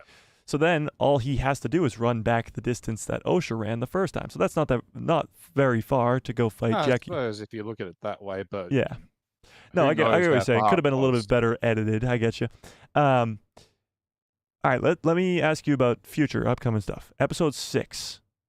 What do you think's going down there? Like May's off with Soul now, Osha's off with Kimere now. What do you think's going down? Yeah, they did the swap. May's on either one or two paths. She's back on her dark side path, wanting to kill Soul since he's the last one without Yeah. a weapon to please Kimere, or she's on a redemption path and she'll see, the kindness and love that Soul has for Osha, Yeah, and I think that will just convert her more. interesting. And it will be a swap, like Osha will turn to the dark side Yeah, I agree once with she that. finds out the truth.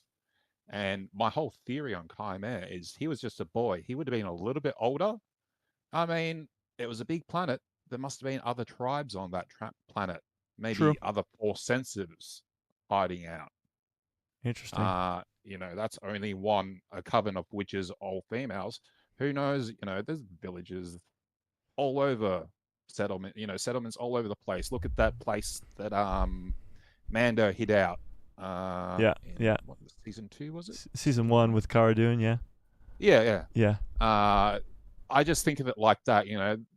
The Star Wars universe is so big, and there's just so much to it, and there's so more to it. And you see that scene in one of the trailers of somebody in a hood climbing up the walls of the Witcher Sanctuary. I think that's the Witcher Sanctuary. Yep. And I think that's a part of the flashback, and you're going to see Kimere as a child. Interesting. I like that. I like that quite a bit. I can't wait to see these flashbacks, and I can't wait for episode 6. But I'm gonna get you on out of here. That's so I can... just my theory. Anyway, thanks for having me. No, thank G'day. you for joining. I appreciate you. Hopefully, all is fun down in Australia. Okay, we're gonna get Van Lava in just 1 second. You're gonna be the last person to call in. I want to touch on what he was just talking about for a second. Seeing Kimere, obviously, he'd have to be a lot older. Probably, I'd say he'd have to be at least high teens to early 20s. To be there, be present there, to be old enough to actually be there and see what happens. But yeah, I think he does know what happened on Brendok, clearly, and he's probably going to tell Osha eventually. But actually, I just saw Skywalker Academy come into the chat, and he said something along the lines of, because it's gone now, but he said that he didn't call him, I am a Sith. He said, the Jedi would refer to me as a Sith, which goes back to what we were talking about with Star Wars Santa and how it's just sort of more of a comment on how the Jedi talk and how the Jedi see things. But let's get Van Lava in here. Van Lava 7771. Let's get you in here. I just gave you the invite to speak. Oh, there we go. Hello. Hello. Hello there. How are you? I am great. How are you? I'm good. Oh, good. Thanks for having me. You're welcome. Do you have a different username? Because I'm not familiar with Van Lava. Yeah, I'm Lowdown. Oh, the lowdown. Okay, cool. Chat. Cool. Yeah, that's me. Okay, cool. All right, let's talk some Acolyte. What did you think of episode 5? I loved it. I wish it was a little bit longer, but other than that, the only other 4 I have is I didn't really like the moth scene at the end where she stuck Pip on the back of Big Back. But, Yeah. That's just a small gripe. Yeah, Not that bad. yeah. I completely agree with you, actually. I think going back to being it too short, when I watched it the first time in the live watch party, it felt like it was very long, honestly. But then when I rewatched it last night, it did feel very short. It felt like all these lightsaber sequences happened so much faster than I remember. It was weird. But to your other point, the whole moth thing, obviously they had to get away from Kimere for a bit, so they had to have some way for him to just almost lose, but not really lose. So it was these plot device. It was these insects. And it was a little strange, a little like, oh, so the insects beat the bad guy? It's almost like the Ewoks beating the Empire in Return of the Jedi. I get that. All right, but let's talk about episode 6. With May now with Soul and Osha now with Kimere. What do you think we're going to see in episode 6? Yeah, I I'm pretty much on the same page like everybody else, but I'll throw a little bit of a wrinkle. Let's hear it. I think May, obviously wants to go with Soul, but I think not just to infiltrate or to revenge. I think she's curious too. Like, why does my sister always talk about the Jedi? What's going on here? So she's starting to turn a little bit. Like, I need to see for myself. Why is she Jedi over me? So that's like it's another motive why she's going. Just to be very curious. What's up? I need to figure this out. It's my sister, right? So a little bit of that too. I think she's a little bit curious. Obviously, right? Or she would have killed Soul right there. Yeah, no, she had the chance to kill Soul 100%. But no, yeah, going back to what you were just saying, she must be pretty curious. Like, she's heard of the Jedi from her master quite a bit, I'm sure. She saw the Jedi on her homeworld, and they supposedly murdered her entire family, as far as we know. But yeah, we don't know. Like, she doesn't know much about the Jedi themselves. And now she's kind of going off with Soul. Again, could have murdered him, but didn't. And there's a lot of questions as to why she did that. My final question for you before I get you on out of here is, do you think that Osha will fall to the dark side? After Kimere tells her, maybe it's a lie what Kimere tells her, maybe it's not, maybe it's the truth, but do you think she'll fall to the dark side?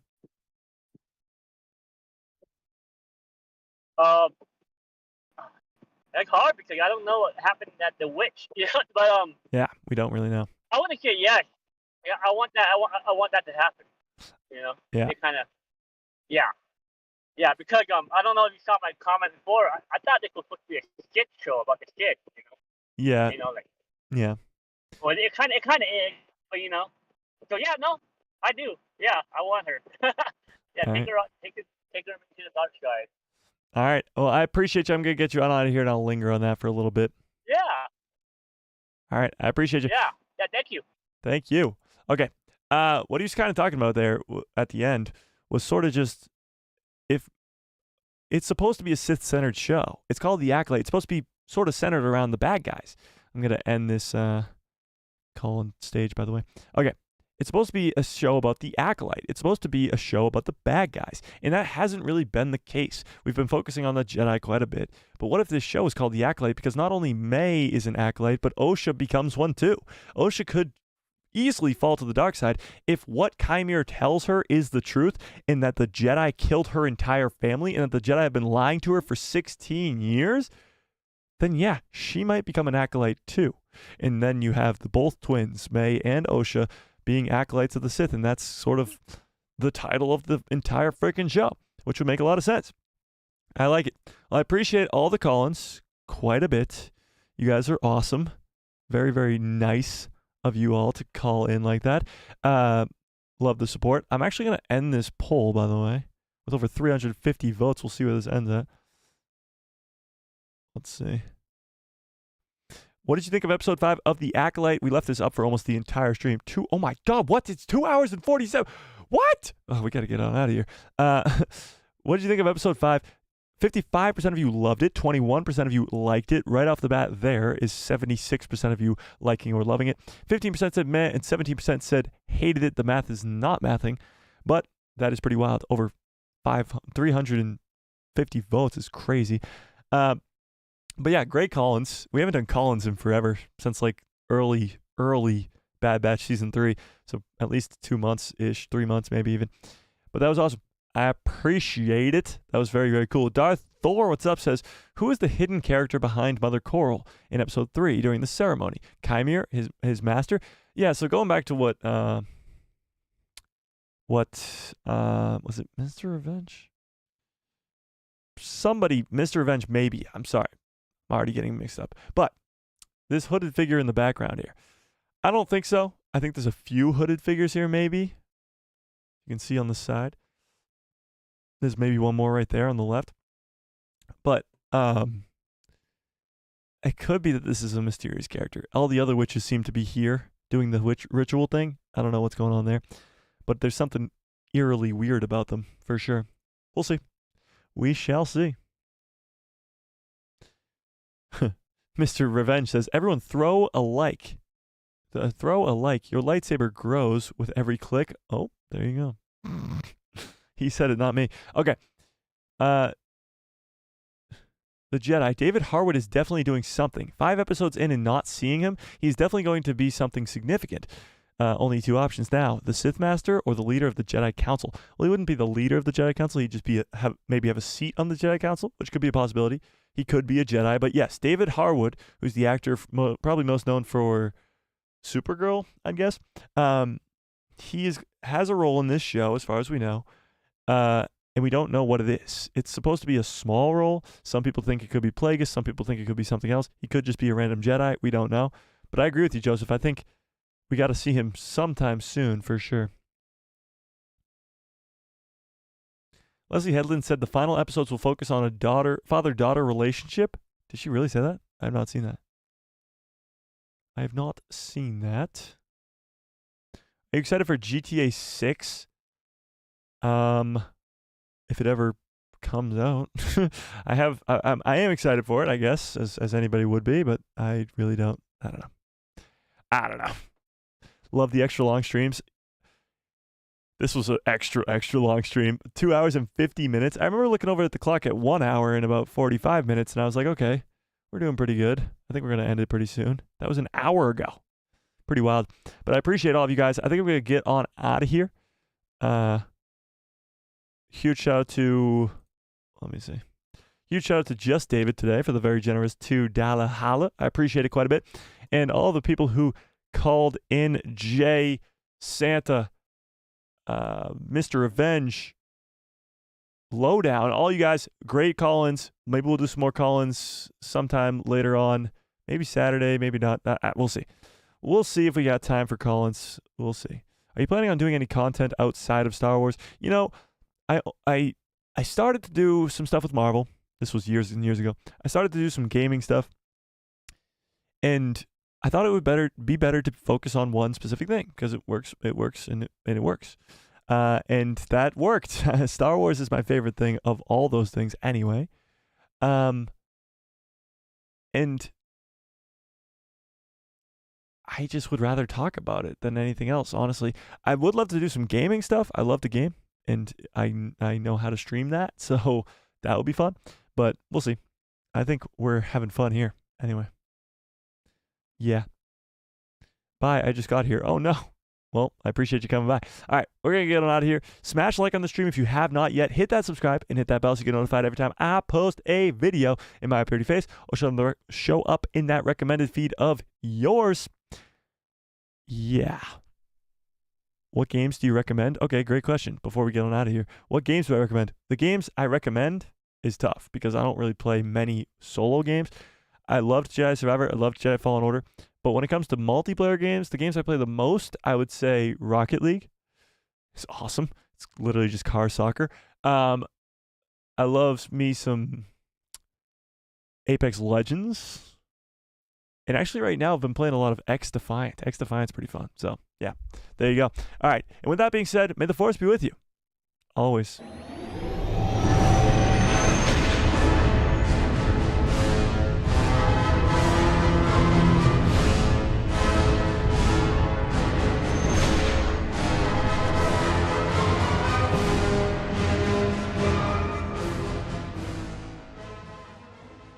Oh, yeah. What a great stream. What a great show. You guys are the absolute best. I appreciate every last one of you more than you will ever know.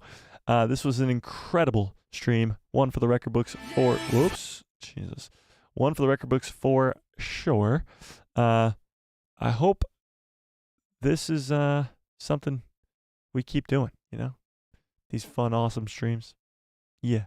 Rivian says Rocket League is greater than everything. It is pretty great, I must say. For sure. Okay. I'm going to get on out of here. You guys are the absolute best. The fact that we had over 100 people here the entire stream is beyond insane to me. I still don't get it. Still can't comprehend it. But another day, another amazing live stream. If you're not yet in the Discord, go join it. Blah, blah, blah, blah, blah. You know the deal. I hope you have a great rest of your evening. Great rest of your lives. And good night, everybody.